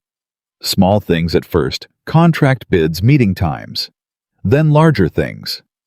2 of Marco's business deals failed because the other party had information they should not have had. One of his people was threatened in a way that could only happen if someone knew his schedule." He paused. Marco's face in Elena's peripheral vision was completely still. "Marco does not know who it is," Don Alessandro continued. "He has suspected several people and been wrong each time. He cannot trust his own judgment on this, because the person is very close to him, close enough that his feelings interfere with his analysis." The old man looked at his son briefly with a particular quality that was not unkind. Caring about someone makes it difficult to see them clearly. "I understand that," Elena said. "The man who has been watching you," Don Alessandro said, "is not from the competing family. He is from inside Marco's own organization. I recognized the description the moment Marco called me." The room went very quiet. Elena looked at Don Alessandro, then she looked at Marco. Marco was looking at his father with an expression that had broken through all the control. Something raw underneath. Something that looked, Elena thought, like a man trying very hard not to show that he had just been hit. "You know who it is," Marco said. Not to Elena, to his father. Don Alessandro held his son's gaze. "I have known for 6 weeks," he said. "That is why I came back." 6 weeks, Marco said, very quiet. "And you didn't tell me." "I am telling you now. You told her first." Marco's voice had an edge to it that Elena had not heard before. Not anger exactly, something that hurt more than anger. "You brought a woman you met 3 days ago into this before you told your own son." "I did not tell her," Don Alessandro said calmly. "I asked her to observe. Because the person inside your organization has been watching you for a year, and if I had come to you directly, you would have reacted, and your reaction would have told him that you knew. And a man who knows he has been found has nothing left to lose." Silence. Marco turned away. walked 3 steps toward the window, stopped. Elena sat very still. She had the strong sense that she was witnessing something private, the kind of conversation between a father and son that had been building for years and had finally run out of room to avoid itself. She did not look away. She did not make herself smaller. She stayed present and quiet, in the way her grandfather had taught her, which was not the quietness of absence, but the quietness of someone who understood that sometimes a witness was a kind of anchor. "Who is it?" Marco said to the window. Don Alessandro looked at Elena first, just briefly, a glance that asked something. She gave the smallest nod she had. "Vincent Caruso," Don Alessandro said. Marco did not move. "Vincent Caruso." Elena filed the name immediately. She had heard it twice this week, once when Gerald had mentioned that the restaurant manager's scheduling was being handled by someone from the Vitale corporate office, and once when Frank had mentioned almost in passing that the building's lease renewal had been handled by one of Marco's senior people. Marco still had not moved.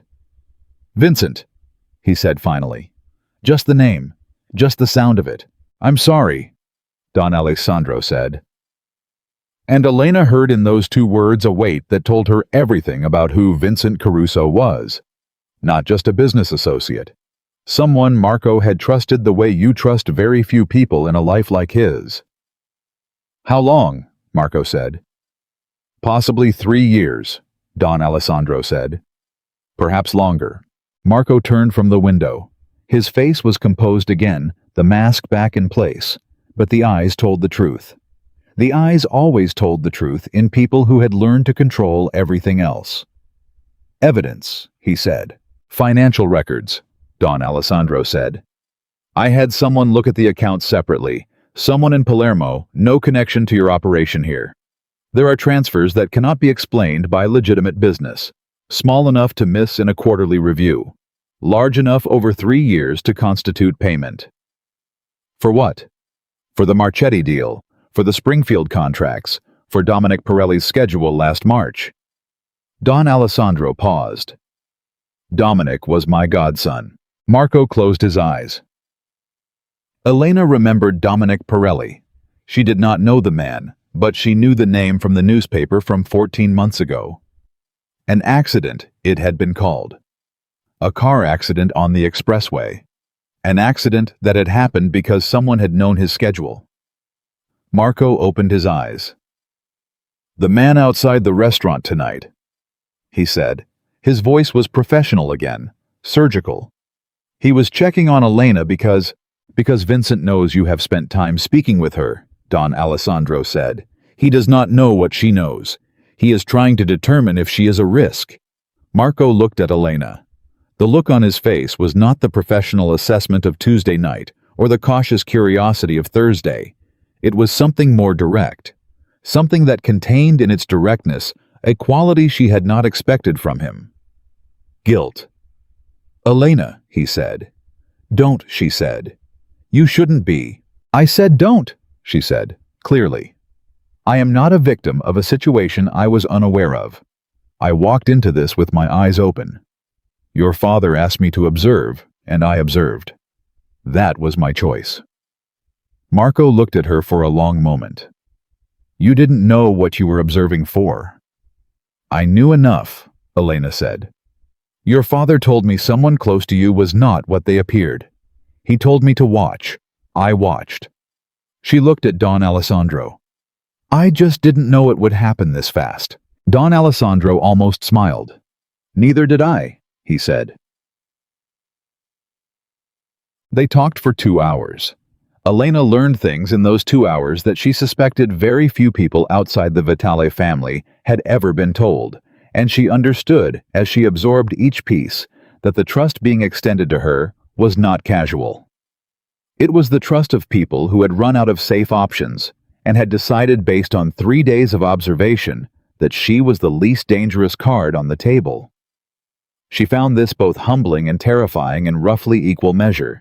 The plan that emerged was not complicated in concept, though she understood it would be complicated in execution. Vincent Caruso needed to reveal himself not just to Marco's private knowledge, but in a way that created evidence that could be used. Don Alessandro's financial records were credible, but deniable. They needed Caruso to act again in a context where the action could be documented. "He'll watch the restaurant," Marco said. "He knows my father has been coming there. He'll want to know what's being discussed." "So we give him something to discuss," Elena said.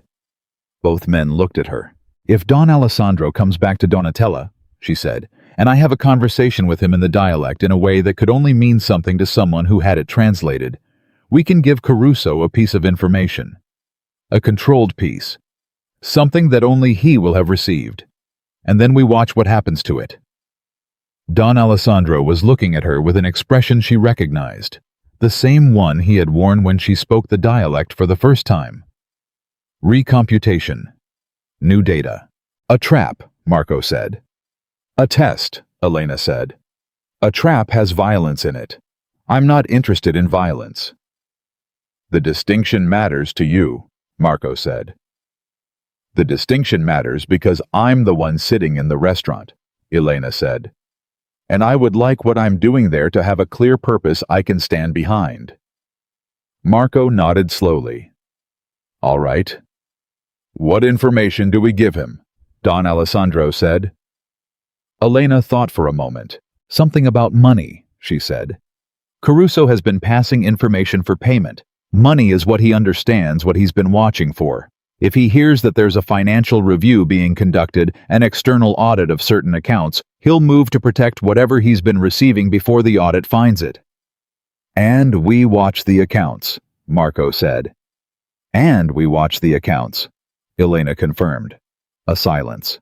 Marco was looking at her with that expression she still could not fully name, the one that had been building since Tuesday night, getting more defined with each conversation, like a photograph developing in a dark room.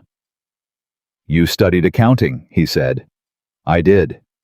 "And you left it." "I had other responsibilities," she said. "Your grandfather?" "Yes." Marco said nothing for a moment. Then, "You left a career to care for someone who needed you.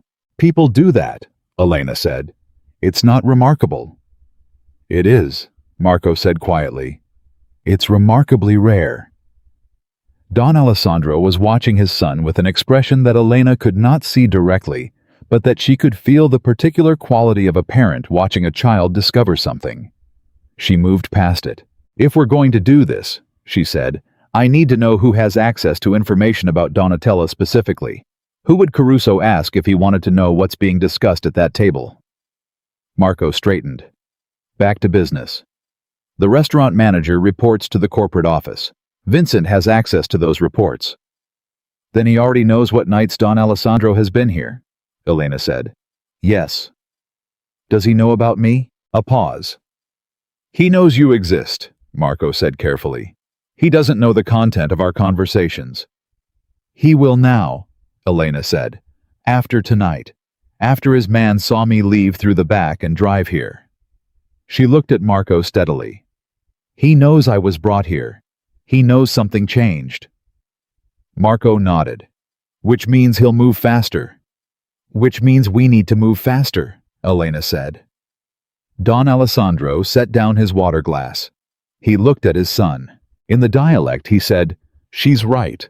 And she's better at this than either of us expected."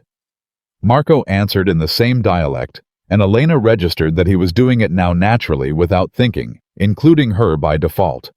"She's better at this than most people I've paid to be." Don Alessandro looked at Elena and said, "He's not wrong." "I heard that," Elena said. Don Alessandro laughed. At 1 in the morning, a car took Elena home. Not a conspicuous car, a plain sedan driven by a man who said nothing and dropped her at the corner of her block and waited until she was inside the building before he drove away. She understood the gesture and accepted it without comment.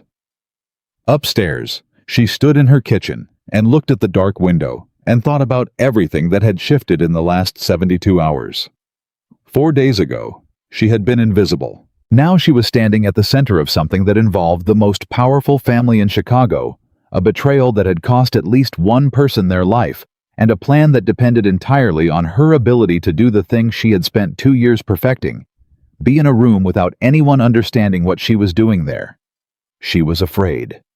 She acknowledged this to herself without performance, the way her grandfather had taught her to acknowledge difficulty straight on, without decoration. She was afraid, and she was going to do it anyway. Not because of the Vitales. Not because Don Alessandro had called her remarkable, or Marco had looked at her with that unnamed expression. But because she had heard a father warn his son that someone close to him was not what they appeared, and she had watched a man's face in a bar nursing a drink he didn't want. And she had put those two things together and understood that the kind of quiet she valued, the invisibility that kept her safe, was the same kind of quiet that had let a dangerous thing grow in the dark. She was tired of dangerous things growing in the dark. Her phone buzzed. A message from an unknown number she immediately recognized as the one Marco had called from. It said, "The tablecloths are being changed." Yellow. My father insisted. She stared at the message for a moment. Then she typed back, "Your grandfather would approve." She put the phone on the counter. She went to bed. She did not lie awake this time. She slept the solid, purposeful sleep of someone who had made a decision they could stand behind, and who understood finally that being invisible and being powerful were not opposites, that in the right hands, in the right moment, they were exactly the same thing. In the morning, she would go back to Trattoria Donatella. She would carry plates. She would refill water glasses. She would smile at the customers who never looked at her face. And she would watch. Because the most dangerous work always looked like nothing at all. The yellow tablecloths arrived on Saturday morning. Frank Castellano carried them in personally, which meant Marco had called him directly, which meant Frank now understood, at least partially, that something was happening inside his restaurant that was significantly larger than a wealthy customer's linen preferences. He set the cloths on the service counter without a word, looked at Elena once, and walked back to his office. Elena unfolded one. It was the exact yellow of old Sicilian farmhouses. Not bright, not cheerful, but deep and warm, and anchored the color of something that had survived a long time. She ran her thumb across the fabric. She thought about Don Alessandro standing in that restaurant for the first time in 15 years, criticizing everything in the room, and she understood now what she had not understood then. He had not been criticizing his son's taste. He had been looking for evidence of who his son had become, searching the surfaces for proof that the man underneath was still connected to something real. Something that had not been corrupted by the years and the power and the slow, erosive pressure of a world where everyone wanted something from you. The white tablecloths had told him one story. The yellow ones were a different answer. She finished setting the tables. The plan was simple enough on paper. Don Alessandro would return to Donatella on Saturday evening. Elena would serve his table. At some point during the meal in the old dialect, Don Alessandro would mention casually, as if it were already known, that Marco was planning to move a significant portion of the organization's financial holdings into a new structure. A restructuring, he would say. An external audit, followed by a consolidation. New accounts, new oversight, clean lines. The detail they needed Caruso to act on was specific. A private account number partially stated in the dialect that Don Alessandro would appear to reference accidentally, the way old men sometimes did, speaking too freely because they trusted the person across from them. The account was real. Marco had created it that morning, empty specifically for this purpose. It would remain open and monitored for 72 hours. If Caruso moved against it, if anyone with knowledge of that account attempted to access it, redirect funds from connected accounts, or alert external parties to its existence, the movement would be recorded. Time-stamped. Traceable. The account was a lit match dropped into a room that had been filling with gas for 3 years. They were waiting to see who ran toward the flame. Marco had explained this to Elena in the Michigan Avenue apartment at 7 that morning over coffee that she had made, because neither of them had slept much, and the coffee on the counter was already brewed, and it seemed like a reasonable thing to do. He had laid it out with the precision of someone who had thought about it most of the night, and she had listened without interrupting. And when he finished, she had said, "Who else knows about the account?" "3 people, Marco said. My financial director, my attorney, and my father." Not Caruso. No. Then the information can only reach him one way, Elena said. Through our conversation tonight, Marco confirmed. And you're certain the restaurant is being monitored? Marco looked at his coffee cup. After what you told me last night, yes. We swept the front room this morning. There are 2 devices, one in the light fixture above table 4, one behind the bar. Elena absorbed this. He's been listening all week, she said. Since Tuesday, Marco said. Before my father arrived. He was preparing. A silence. He heard everything, Elena said. Every conversation at that table. Yes. Including the conversation about Pietranova, she said. About the river. About the fish. Marco's jaw tightened. Yes. Elena thought about that for a moment. About Don Alessandro sharing something private.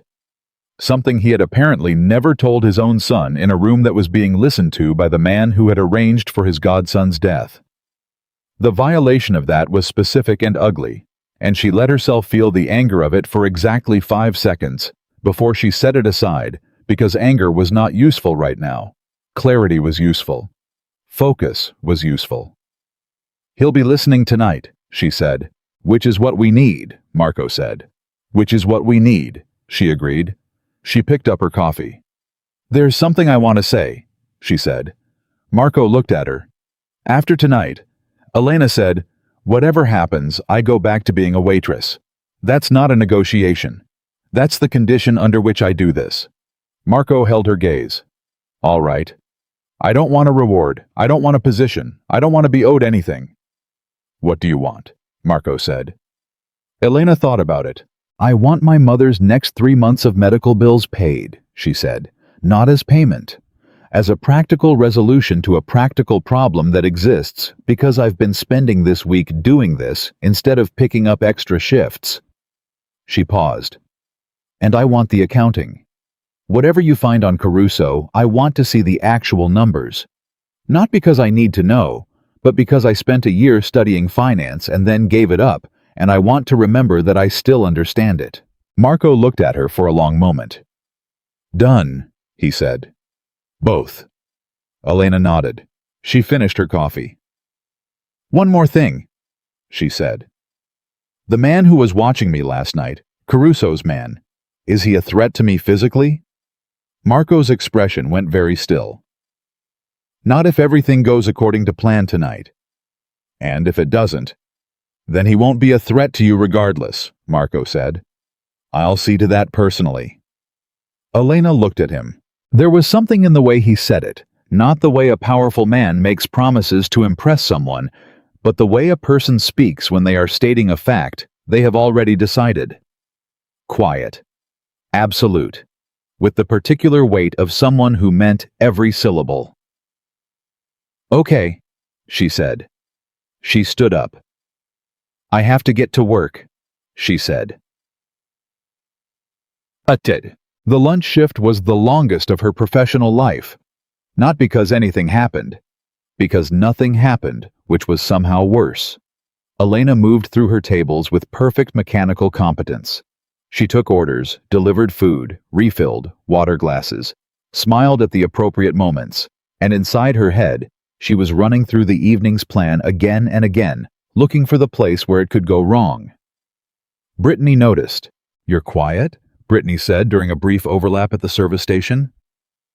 I'm always quiet, Elena said. You're quieter than quiet, Brittany said. You're the quiet that happens before something loud. Elena looked at her. Brittany had the expression she'd been wearing since Thursday, a kind of suspended wariness, the face of someone who had decided to stop being hostile, because the situation had outgrown the pettiness of hostility. I'm fine, Elena said. Okay, Brittany said. Then, Gerald told me to take the front section tonight. Your section. Elena blinked. He moved my section.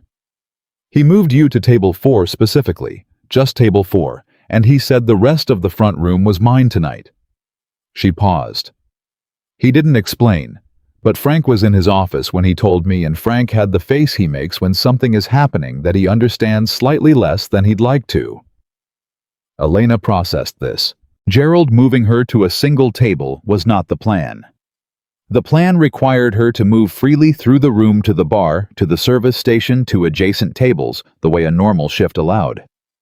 Being assigned to one table meant a narrower range of movement, which meant Gerald had received instructions she hadn't, which meant Marco had arranged something she hadn't been told about. She finished her prep and went to find her phone. His message was already there. Change the section assignment. You'll have table 4 only tonight. Less exposure. Easier to control the room. Trust me. She stared at it. Trust me. She typed back, You could have told me this morning. 3 minutes passed. Then, you would have argued. She almost smiled despite herself. She put her phone away. Don Alessandro arrived at 7 sharp. He looked better than he had on Thursday, rested Elena thought. More settled into himself. He was wearing a different suit, but the same quality of unhurried authority, and he greeted Elena in English when she approached with a warmth that was different from the testing quality of Tuesday or the deliberate gentleness of Thursday. He greeted her the way you greet someone you have decided to trust. She felt the weight of that.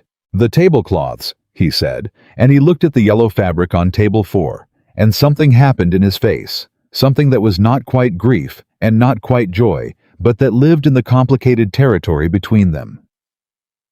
They came in this morning, Elena said. Good, he said. Good. She brought water. She brought bread. She brought wine without being asked, the same wine she had selected Tuesday because she had noted that he had drunk 2 full glasses of it and left nothing in the bottle. He noticed. You remember, he said. You finished the bottle, Elena said. It was a good choice. He smiled, then lowering his voice to a register that was still easily picked up by anything in the light fixture above them. Where is my son tonight? He mentioned he might stop by later, Elena said, which was true, and also a carefully chosen truth. Don Alessandro nodded. He settled into his chair. And then, with the ease of a man who had learned over 70 years how to have a conversation that served 2 purposes at once, he began to talk. He talked about Sicily, about the changes in the village since he had left, about the olive groves that had been sold off to agricultural conglomerates, and the families who had scattered to the cities. He talked about what it meant to preserve something across generations, a name, a set of values, a way of doing things that kept faith with the people who had built it. Elena listened. She responded. She asked questions that led him naturally toward the topics they had agreed on. She was aware of every surface in the room. 40 minutes into the meal, Don Alessandro leaned forward slightly, a gesture that looked to anyone watching like an old man sharing a confidence with a woman he had come to trust. In the dialect, quiet but not a whisper. I spoke with Marco this morning about the accounts. He is making changes. Big changes. An outside review, he is bringing in people from outside the organization to look at everything. He said the consolidation starts next week. There is a new account for the transition holdings. I should not say the number here. He paused. Then, with the perfect naturalness of a man who had been performing exactly this kind of theatrical slip for 50 years. Well, the first 4 digits I remember, 4719. The rest I cannot recall. He told me not to worry about the specifics. He waved his hand dismissively. Old men do not need to know every number, he said with a short laugh. Only that the money is safe. Elena nodded. She refilled his wine. She kept her face completely neutral. She kept her eyes on the table. And she felt with absolute certainty the moment the room registered what it had just heard. Not a physical sensation, not a sound. Just the quality of the air, the particular charge of information that has landed where it was supposed to land in the way that only Elena, who had been invisible in rooms like this for 2 years, could perceive. 4719. The match had been lit. Marco arrived at 9. He came in through the front entrance, which was deliberate, visible, normal, the way he had arrived every time before. He greeted Frank. He spoke briefly to the man at the bar. The red tie man who had been there all evening drinking club soda and reading a newspaper with the determined focus of someone who was doing anything except what he was actually doing. Then Marco came to table 4. He sat across from his father. He did not look at Elena except once when she refilled his water, and in that one look she read the question. She gave him the smallest nod. His shoulders dropped approximately 3 millimeters. To anyone watching it, looked like a man settling into a chair. She went back to the service station. She watched. Father and son ate dinner together. They talked in English and Italian occasionally in fragments of the dialect that Elena caught from across the room and catalogued without reaction. Don Alessandro told a story that made Marco laugh quietly with his head slightly bent, and she thought it might have been the fishing story. About the cold water. About waiting for something worth waiting for. At 10:15, Marco's phone buzzed on the table. She was close enough to see his face when he looked at it. He did not react. He excused himself, said something to his father about a business call, and walked toward the rear of the restaurant. He passed close to Elena at the service station. Without looking at her, without changing his pace, he said very quietly, "It's moving." 2 words. Then he was past her phone to his ear. Elena gripped the edge of the service counter. The account had registered activity. Caruso had moved. The next 20 minutes were the longest of Elena's life. She carried out an order to a table near the window. She cleared plates from a deuce near the bar. She refilled Don Alessandro's water glass, and he looked at her with the calm, assessing eyes of a man who knew exactly what was happening and had simply decided to have his dinner while it happened because things proceeded at their own pace whether you ate or not. She almost loved him for that. Marco came back to the table at 10:32. He sat down. He looked at his father. In the dialect, "It's done." Don Alessandro set down his fork. "All of it. Enough," Marco said. He moved against 3 accounts. The 4th 719 trace picked up 2 associated transfers, and he called someone. "We have the number." "The competing family?" Don Alessandro said. "Yes." Don Alessandro picked up his wine glass. He took a long sip. He set it down. Then he said in English for the first time in the evening, "Bring me dessert, something with almonds, and sit down." The last part was addressed to Elena, who was standing 3 feet away, pretending to review an order pad. She sat down. "It worked," Don Alessandro said to her, quietly. Not triumphant, there was no triumph in his voice. Just a kind of tired recognition. "Yes," she said. "You understand what happens now," he said. She did. She had thought about it enough. Vincent Caruso would be confronted not publicly, not violently, not in any way that drew attention. He would be removed from the organization with the quiet efficiency of an organization that had been doing exactly this kind of removal for longer than Elena had been alive. "I don't need to understand the details," she said. Don Alessandro nodded. He looked at his son. "She did this," he said. "Remember that." "I won't forget," Marco said. He was looking at Elena, and that expression was back, the one she still could not fully name, but it was more defined now, less ambiguous, closer to something she recognized. She looked at the table. "I carried plates and refilled water glasses," she said. "You caught something the rest of us missed," Marco said, "for months." "I was invisible," Elena said. "Invisible people see things." "Stop making yourself smaller," Marco said, and his voice had an edge to it that was not unkind, but that was direct in a way that made her look up. "You've been doing it since Tuesday. Every time someone acknowledges what you did, you reduce it.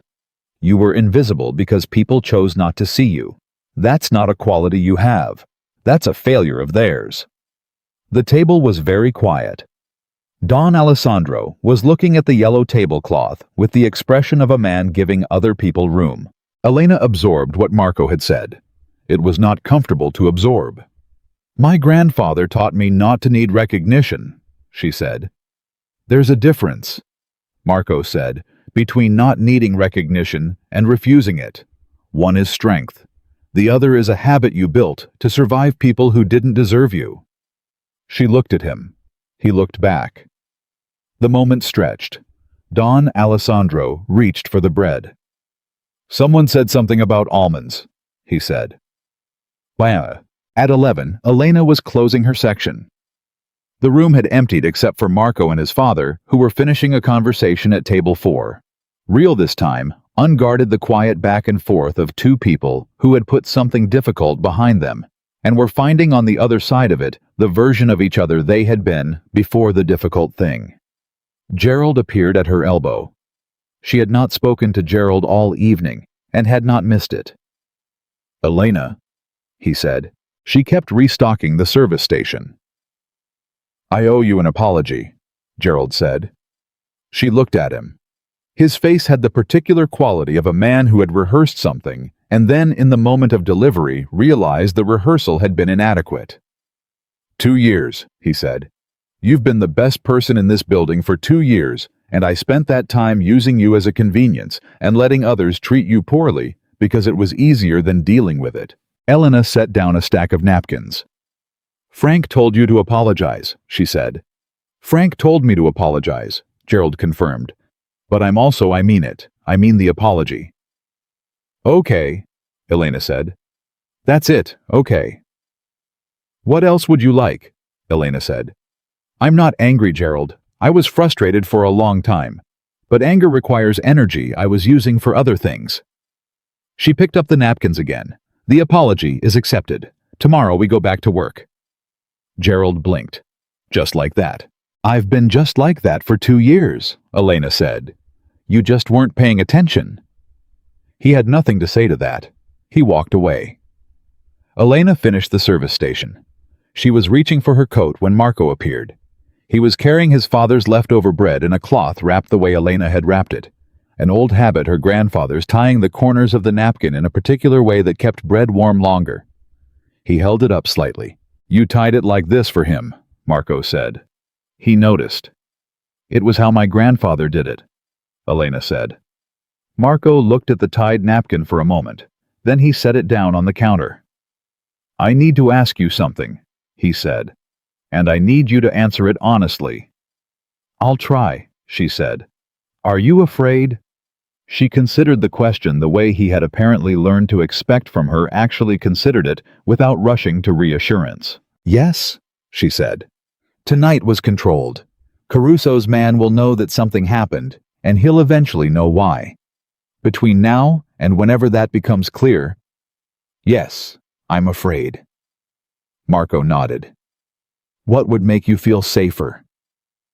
"Knowing that the man outside the service entrance is handled," Elena said. "He's been handled since 10 o'clock this evening," Marco said. She absorbed this. "And Caruso himself, being handled now," Marco said. "Not violently. He will be relocated. That is the accurate word." "Where?" "Somewhere that is not Chicago," Marco said. "Somewhere he cannot reach you." Elena nodded slowly. "And after that," she said. "After that," Marco said, "you go back to your life, as you asked." He said it cleanly, without bitterness, without the pressure of someone who wanted a different answer. Just the straightforward delivery of a man honoring an agreement. She felt for a reason she did not fully examine that this was the most attractive thing about him. Not the power, not the looks, not the careful attention he paid to everything she said. This, the willingness to let her have the answer she'd asked for without making it cost her something. "My mother's bills," she said. "Monday," Marco said. "Already arranged." She pulled on her coat. "The accounting," she said.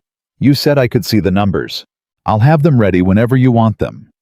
She buttoned her coat. Then she stopped. She looked at Marco Vitali, really looked at him the way she had been careful not to do too directly too often for the past week, because looking too directly at something you could not have was a particular kind of pain she had enough experience with. "Can I ask you something?" she said. "Yes. Why did you come back Monday after Tuesday night? You came back Thursday yourself, not just your father. You could have sent someone. Called. You didn't need to come in person." Marco held her gaze. No, he said. I didn't need to. So why? A silence.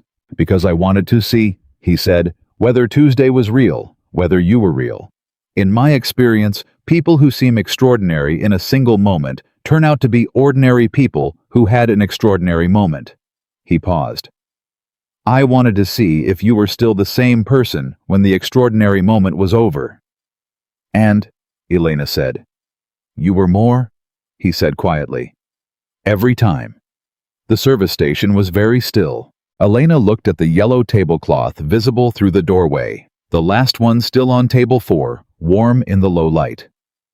I'm a waitress, she said. I live in a rented apartment and I pay my mother's medical bills one shift at a time. That's the real version.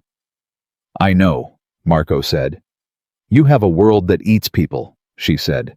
I've seen enough of it this week to understand that. I know that too, he said. Then you understand why I said what I said this morning, Elena said, about going back. I understand it, Marco said. I'm not going to argue with it. A beat. But I'd like to have dinner with you, he said. Not here, not a table 4 situation, a regular dinner, where I'm not your customer and you're not my server. He paused. If that's something you'd consider. Elena looked at him. She thought about her grandfather's voice, about the river story, about cold water and patience and waiting for something worth waiting for. She thought about the expression on Marco's face when Don Alessandro had said she reminds me of your mother when she was young, the way his hands had gone still on the tablecloth.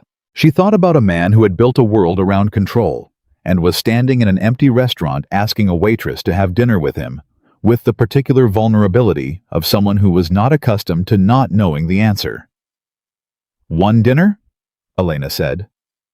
Marco nodded, carefully, like he understood this was not a small thing. One dinner, he agreed. She picked up her bag. She walked toward the door. Elena, Marco said. She turned. He was standing at the service station with his hands in his pockets and the low light of the restaurant doing something to his face that made him look for just a moment like a man who was not in control of everything, who was in fact simply a person standing in a room hoping for something. My father is right, he said, about what he told you Thursday, about the person he saw in you. He paused. I just want you to know that I see it too. Not because it's useful. Not because of this week. He paused again, and this time the pause had the quality of something difficult being said carefully. I saw it Tuesday night when you picked up that water pitcher and answered him, and your hands didn't shake. Elena said nothing. Most people, Marco said, spend their whole lives wanting to be seen. I grew up in a world where being seen was dangerous, so I learned to see other people instead. A pause. I see you, Elena. She stood in the doorway. She felt the truth of it land, not the warmth of flattery, not the dazzle of being noticed by someone powerful. Just the simple, specific weight of being accurately perceived by another person. The rarest thing in most lives. Good night, Marco, she said. She walked out. The Chicago night was cold and clear, the wind cutting off the lake the way it did in late October, and Elena stood on the sidewalk for exactly 3 seconds long enough to breathe in the cold air and let it settle something before she walked to her car. Inside the car, before she started the engine, she sat in the quiet. She thought about everything that had happened in the 5 days since a terrifying old man had walked through a restaurant door and spoken words in a dying language that only she could hear. She thought about her grandfather, about patience, about rivers and cold water, and the fish that were never worth the cold, but the waiting that was. She thought about yellow tablecloths. Then she started the car and drove home through the lit streets of Chicago, and she felt for the first time in a long time that the size of her life had changed. Not because she was with someone powerful. Not because anyone had given her anything. Because she had stood in the middle of something enormous and frightening and had not made herself smaller, and she had not needed anyone to tell her that. But it had still mattered somehow that someone had seen it. Sunday came in quietly. Elena slept until 8, which was unusual for her. She lay in bed for a few minutes after waking, listening to the city sounds outside her window. Traffic wind, someone's radio, one floor down, playing something with a lot of bass, and she took inventory of herself the way her grandfather had taught her to do each morning. Not dramatically, just honestly. Starting from the feet and working up. Feet cold, because she'd kicked the blanket off in the night. Chest tight, but not the tightness of fear. More like the tightness of something compressed for a long time that was beginning cautiously to expand. Head clear. She got up. She made coffee. She stood at the kitchen counter and thought about the dinner Marco had asked for. And she noticed that the thought no longer made her want to immediately construct arguments against it. It made her feel something simpler and more uncomfortable than arguments. It made her feel the specific nervousness of a person who had decided to want something and had not yet made peace with the wanting. She drank her coffee. She called her mother. Her mother, Patricia Russo, lived 40 minutes south of the city, in the house where Elena had spent the second half of her childhood, the house Enzo had owned, that Patricia had stayed in after Enzo died, because leaving felt like losing him a second time. Patricia was 63, had a bad hip that she managed with the stubborn dignity of a woman who refused to let her body determine her schedule, and had the particular gift of knowing when her daughter was not telling her something without knowing what the something was. "You sound different," Patricia said, after Elena had been talking for 4 minutes about nothing in particular. "I sound the same," Elena said. "You sound like you did the summer you were 17 and you'd met that boy from the grocery store, but you weren't ready to tell me about him yet." Elena pressed her lips together. "I don't sound like that." "What happened?" Patricia said. "Nothing happened," Elena said. "Work was busy this week." Elena Marie Russo. "Mom, something happened," Patricia said. "You called on a Sunday, which you do when something has happened that you are still organizing in your mind. You talked about the weather for 2 minutes, which you never do.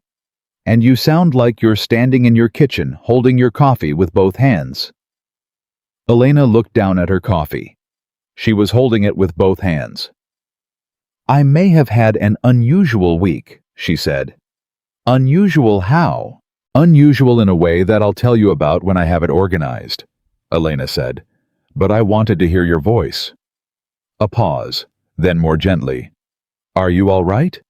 "Yes," Elena said, and it was true, which surprised her slightly with the cleanness of it.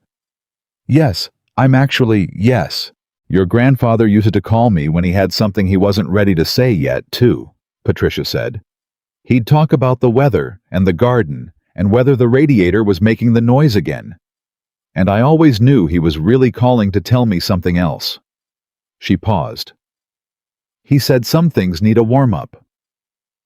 Elena felt something happen in her throat, the ache that came without warning still after 3 years. "Yeah," she said. "Whatever it is," Patricia said, "you already know what to do about it. You always have." A pause. "Call me when it's organized." "I will," Elena said. She hung up. She stood in her kitchen. She thought about her grandfather's voice, saying the right words in the right moment can stop a war. And she thought about how those words had come true in a restaurant on a Tuesday night, in a way that Enzo Russo, who had lived his whole life quietly in Bridgeport and died quietly in the same apartment where he'd raised his granddaughter, could never have imagined. She wished with a sharpness that caught her off guard that she could tell him. She thought he would have laughed. She thought he would have said, "See, I told you." Monday arrived with 2 things. The first was a message from Marco at 7:15 in the morning. "Caruso situation resolved. The accounts are secure. You will not be approached or contacted by anyone associated with him. If anything changes, you have my number. Clean. Professional.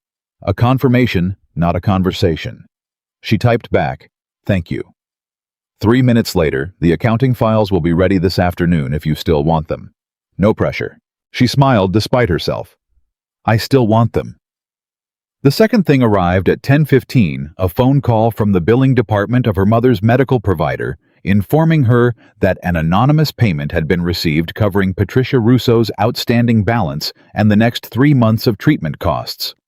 The woman on the phone sounded slightly confused by this, as if anonymous medical bill payments were not the norm in her professional experience. Elena thanked her. She hung up.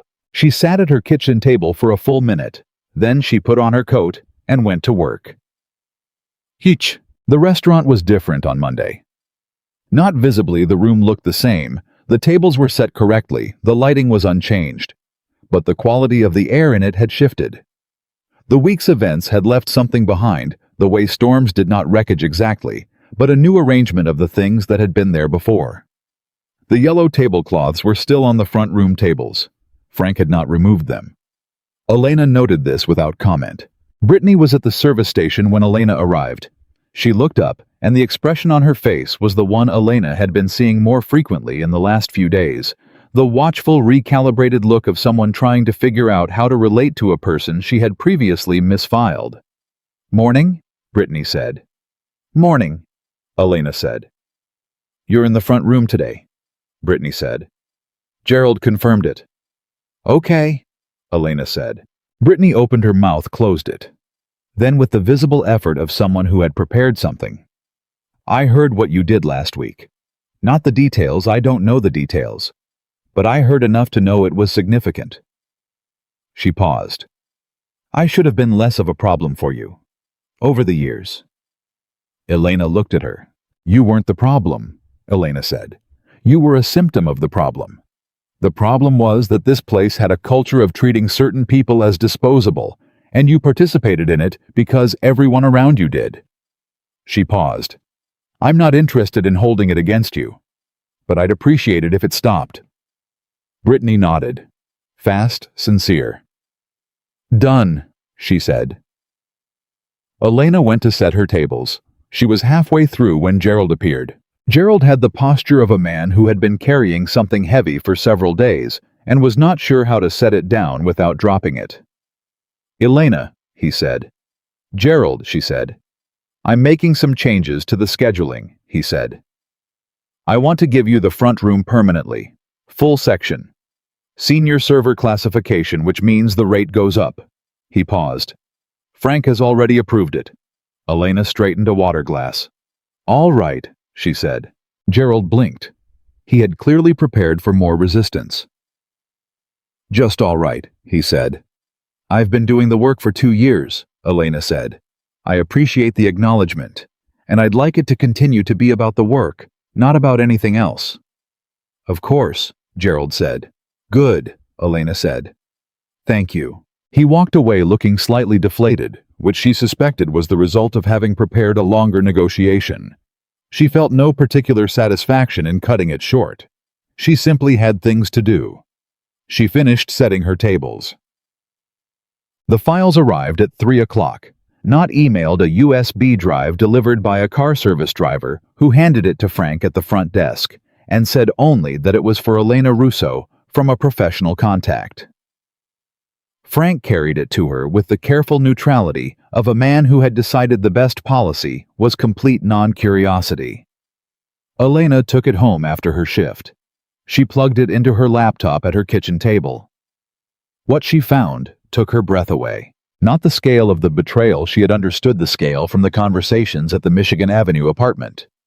What took her breath away was the elegance of it. Vincent Caruso had been meticulous, patient. He had moved money in small amounts across dozens of accounts over 3 years, using the particular knowledge of someone who understood the structure from the inside. He had exploited the trust placed in him, not clumsily, but surgically, the way a person does when they have decided that loyalty is simply a resource to be spent. Elena went through the files for 4 hours. She built a clean spreadsheet, her own separate from whatever documentation the Vitali organization had, tracing each transaction, mapping the timing, noting the pattern. Not because they needed it, because she needed it. Because this was what she had studied. This was the work she understood down to her bones, and sitting with it in the quiet of her apartment, following the numbers through their hidden paths, she felt something she had not felt in years. She felt like herself, Not the waitress who had learned to survive by being invisible. Not the woman who had set aside her education to care for the people she loved, who had built her life in the narrow space between other people's needs. Not the person who carried plates and memorized allergies and stayed late to restock a bar cart. The person who saw patterns, who understood systems, who could look at numbers and hear the story they were trying to hide. She sat back in her chair. She looked at the ceiling. She thought about the accounting degree gathering metaphorical dust in the back of her mind. About the choices that had felt like sacrifices, but had actually just been the road she was on. About the years of standing in rooms where people didn't look at her, and what she had seen there, and what she had learned. Her phone buzzed. Marco. I hope the files are useful. I realize I should have asked before sending them what format you preferred. She read this twice. She typed, the format is fine. Your financial director is thorough. Caruso was meticulous too, which is why it took so long to find it. A pause. Then, did you find something we missed? She looked at her spreadsheet. Possibly she typed. I'll have it organized tomorrow. A longer pause. Then Elena. Can I call you? She looked at the message. She thought about her mother's voice. Some things need a warm-up. Yes, she typed. He called in 30 seconds. What did you find? He said. No preamble. The professional directness that she had come to understand was not coldness, but efficiency. The voice of someone who had trained himself to go straight to what mattered. A third account, Elena said. It's not in your files. Your financial director tracked 2 external transfers but missed a third. It's buried under a subsidiary name that appears 4 times in the legitimate records, which is why it looked like normal business activity. It's not. She paused. There's a third party. Not the competing family. Someone else. Silence. Someone else, Marco repeated. An individual account, Elena said. Offshore. The transfers to it are smaller than the others, but they're consistent monthly for 22 months. It started 8 months before the transfers to the competing family. Which means, Marco said slowly, which means Caruso was working for this person first, Elena said. And then the competing family approached him, or this person connected him to them, and he expanded the arrangement. A very long silence. Do you know whose account it is? Marco said. I know the routing structure, Elena said. I can trace it to a specific banking institution in the Cayman Islands. Beyond that, I'd need access to records I don't have. I can get those records, Marco said. I thought you might, Elena said. Another pause different from the others. Longer, more textured. Elena, Marco said. I know, she said. I know what it is, she said. It's bigger than Caruso. It's possibly bigger than the competing family. She paused. I'm sorry. Don't be sorry, he said. He stopped. She heard him exhale slowly. This changes the picture significantly. Yes, she said. I need to bring this to my father. You should, she said. Tonight if possible. I know. A pause. How long did it take you to find this? 4 hours, she said. My financial director had those files for 6 weeks, Marco said. Your financial director was looking for known patterns, Elena said. I was looking for unknown ones. Different approach. You should have that job, Marco said. She almost laughed. I'm a waitress. You were a waitress, Marco said, and his voice had something in it that was careful and deliberate, like a man choosing his next step on uncertain ground. That seems like past tense now. Elena looked at her spreadsheet. She thought about the years, the double shifts, the plates, the water glasses, the art of being invisible in rooms where she was the only one paying attention. I'll call you tomorrow, she said. After you've spoken with your father. Elena. Marco. A pause. Thank you, he said. Not the professional gratitude of Monday morning's message. Something more specific, more personal. The kind of thanks that meant you didn't have to do this and you did it anyway, and I understand what that cost. Get some sleep, she said. She hung up. She sat at her kitchen table for a long time, her spreadsheet open in front of her, the numbers quiet now, their story already told.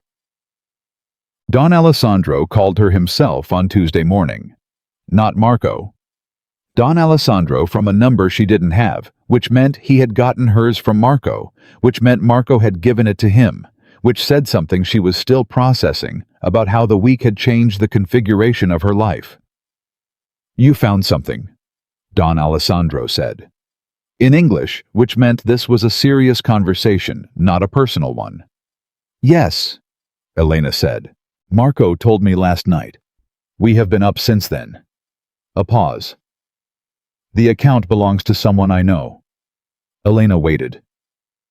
Someone, Don Alessandro said, who has been part of our world for 30 years. Who came to my son's baptism. Who was at my wife's funeral. His voice was even, controlled. The voice of a man who had processed something devastating and come out the other side into a cold, clear anger that had nowhere particular to go yet. Someone I would never have suspected. I'm sorry, Elena said. Do not be sorry, he said. The same words Marco had used. She thought it was probably where Marco had learned them. Being sorry helps no one. What you found helps. What will you do? She said. What I should have done 30 years ago, Don Alessandro said. Look more carefully at who benefits. She remembered his warning to Marco. Almost exactly those words. Look at who benefits if you fall. Look close. He had known then that this was bigger than Caruso. He had not known how much bigger. Don Alessandro, she said. Yes. Are you all right? A silence. The kind of silence she had learned over the past week to read from him. I have been better, he said finally. But I have also been worse. Another pause. My wife had a saying. She said that a house is not built in a day, and it is not destroyed in a day. You find the bad stones one by one, and you replace them, and the house stands. He paused. She was a wiser woman than I deserved. Elena felt the familiar ache. The one that came when she heard people talk about someone they had loved well and lost completely. She sounds like my grandfather, Elena said. They would have liked each other, Don Alessandro said. A quiet moment. He would have liked you too, Elena said. Don Alessandro was silent for a beat. Then in the dialect just briefly, just that one shift into the private language they shared, thank you, child. She felt it in her chest like a hand pressed flat against it. Take care of yourself, she said. I intend to, he said. My son is bringing me to dinner Thursday. Donatella. I expect good wine and honest conversation. I'll be there, Elena said. I know, Don Alessandro said. That's why I'm coming. He hung up. Elena sat with the phone in her hand and understood fully, and for the first time, what had actually happened over the past 10 days. Not the Caruso situation, not the account she had found, or the third party, or the trap with the lit match and the yellow tablecloths. Those were the surface. Those were the story people would tell if they ever told it, which they wouldn't, because this was the kind of story that didn't get told. What had actually happened was this: a lonely old man had come back to a city he'd left behind, and sat in a restaurant and found in the most unlikely place a person who spoke his language. Not just the dialect, the other language. The one made of honesty and patience, and the willingness to be present without wanting anything for it. And that had changed something, not in him alone, in all of them. The dinner arrived on Thursday. Elena wore the same black uniform she wore every shift. She did nothing different. She did not dress up for the occasion or carry herself any differently, or signal in any way that this evening was unlike the others. But when Don Alessandro walked in at 7, he looked at the yellow tablecloths, and he looked at her, and he said in plain English, with the ease of a man who has finally put something down that he'd been carrying for too long. Good evening, Elena. Good evening, she said. Your usual table. Always, he said. Marco came in behind him. He was in a dark jacket, no tie, which she was beginning to recognize as his version of informal. His eyes found her immediately, the way they had every time since Tuesday, with that quality of directed attention that she had stopped trying to deflect and had started simply receiving. He looked like a man who had not slept well in 3 days and had decided to come to dinner anyway, because some things mattered more than sleep. "Elena," he said. "Marco," she said. She led them to table 4. She poured water. She brought bread, the good bread, the kind that was kept for certain tables, and she set it down without comment. Don Alessandro tore a piece. He set half in front of Elena. She looked at it. The sharing of bread. The opening of a real conversation. He had done it the first Thursday too, and she understood now that it was not a gesture he made lightly or often, or to many people. She sat down. She accepted the bread. "My son wants to ask you something," Don Alessandro said. Marco looked at his father with an expression that contained in roughly equal measure affection and exasperation. "I can ask it myself," Marco said. "You've been trying to ask it since Monday," Don Alessandro said. "You need assistance." Elena looked at Marco. Marco set his hands flat on the yellow tablecloth. "The account you found," he said. "The routing structure, the subsidiary analysis, the pattern recognition that took you 4 hours, my team 6 weeks." He paused. "I want to offer you a position."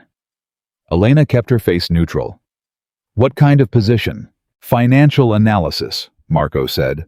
"Specifically internal, looking at the organization's accounts and structure from the outside, identifying vulnerabilities, not connected to the daily operation, not visible to anyone inside the organization.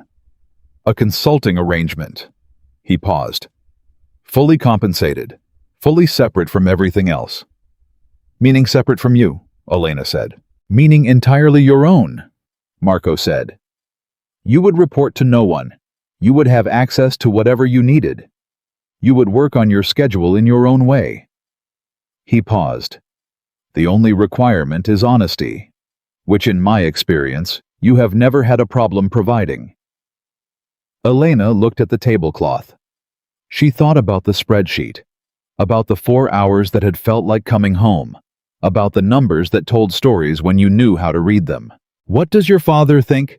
she said.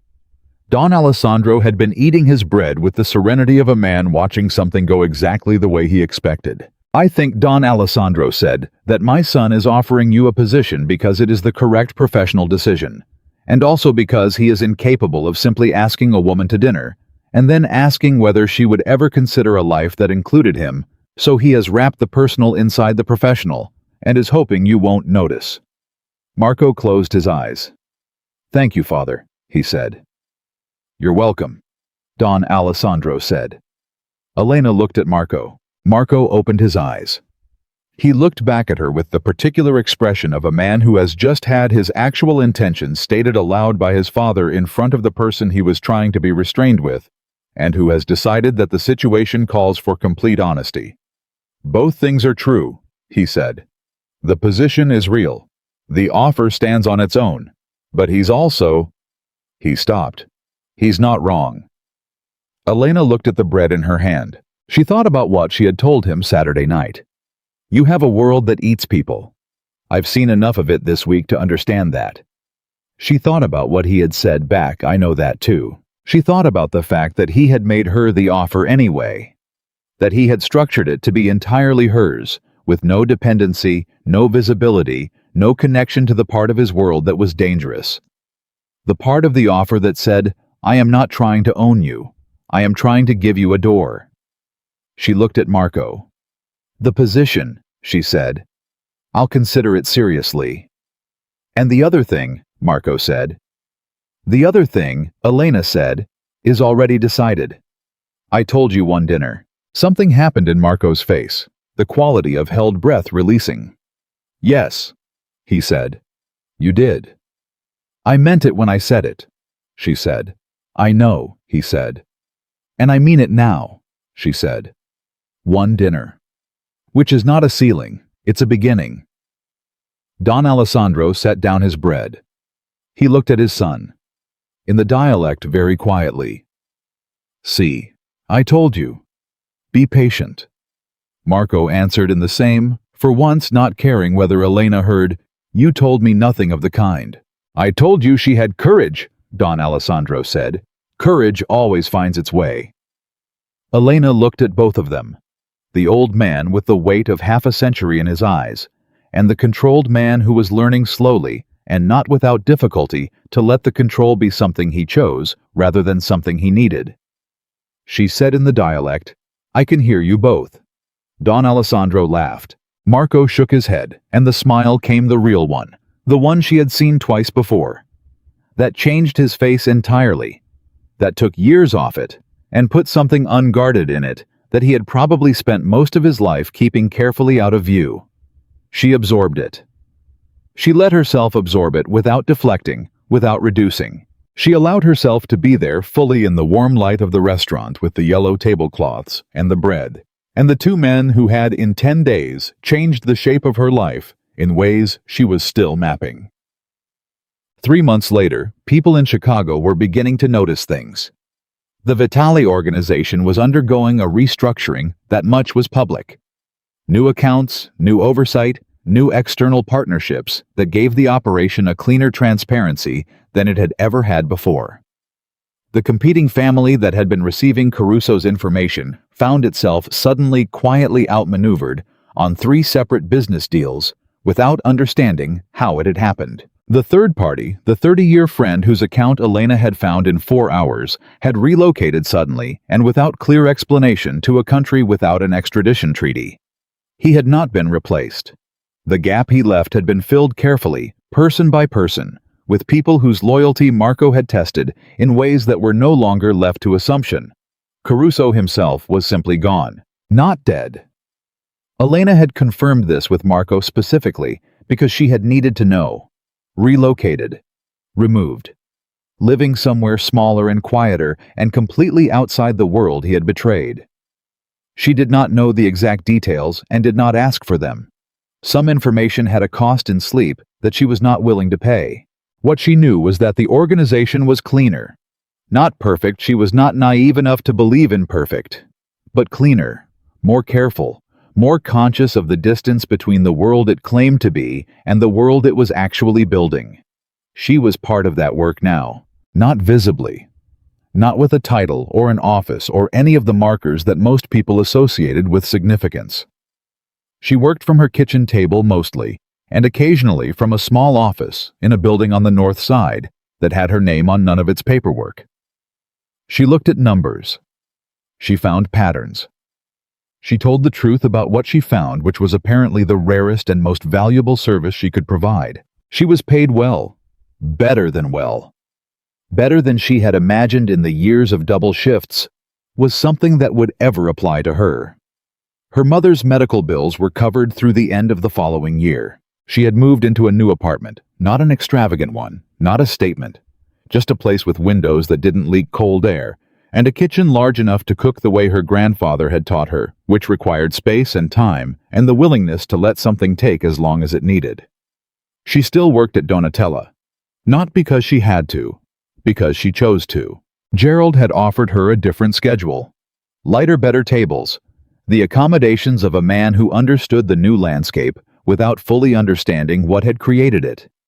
She had accepted the lighter schedule and the better tables, and declined the accommodation because she was not interested in being managed differently.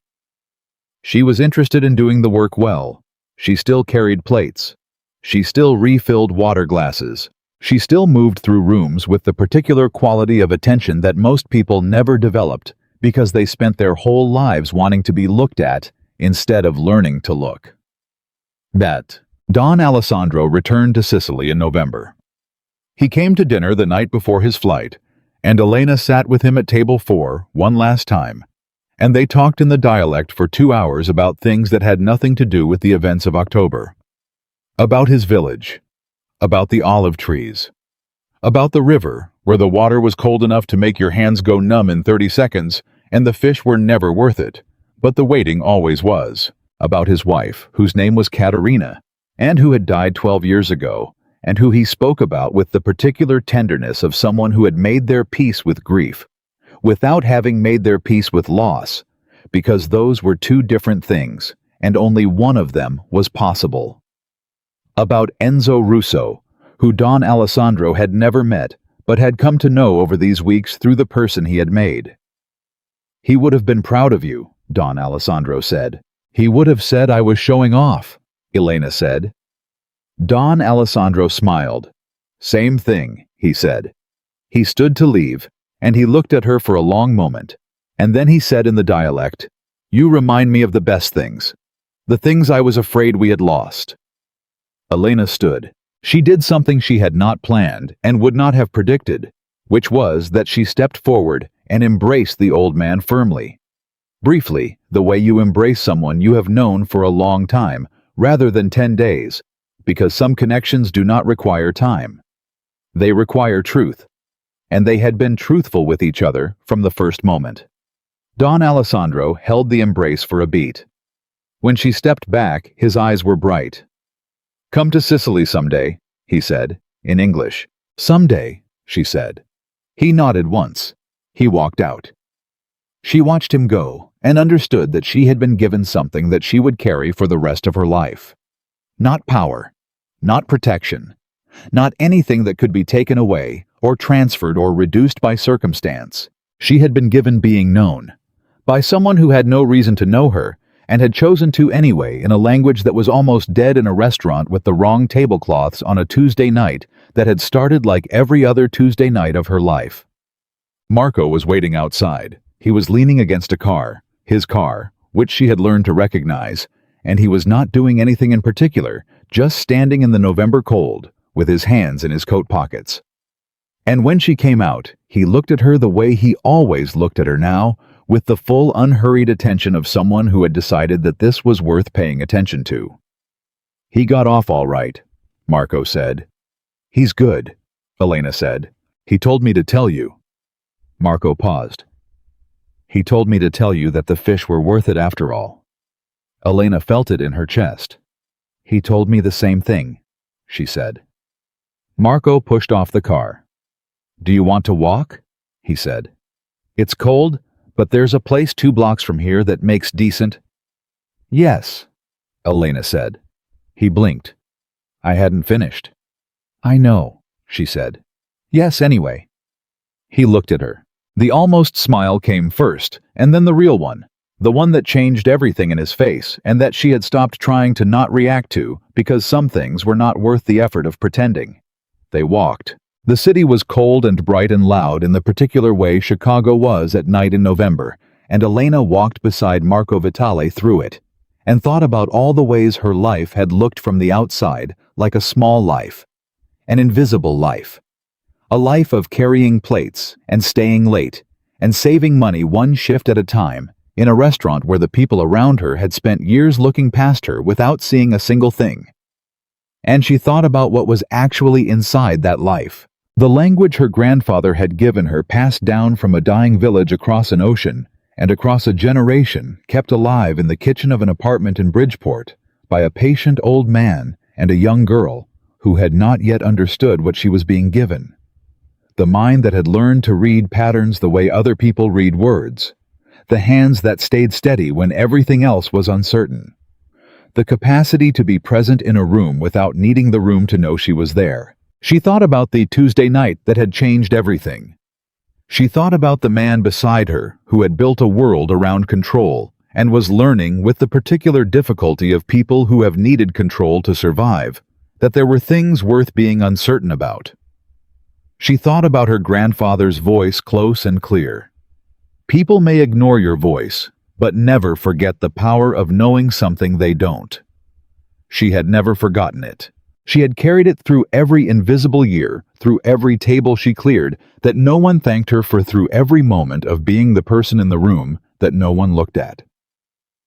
She had carried it into a restaurant on a Tuesday night when a terrifying old man spoke in a dead language and the entire room went silent because nobody understood, nobody except her, and she had spoken.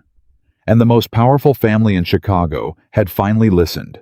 Because that was what happened when the person everyone ignored finally decided the moment was worth speaking into. They did not just change the room. They changed everything that came after it. Elena Russo walked through the cold Chicago night, and she was not invisible, and she was not afraid, and she was not small.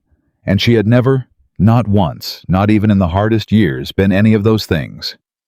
She had simply been waiting for the moment that was worth her voice. And she had been right to wait.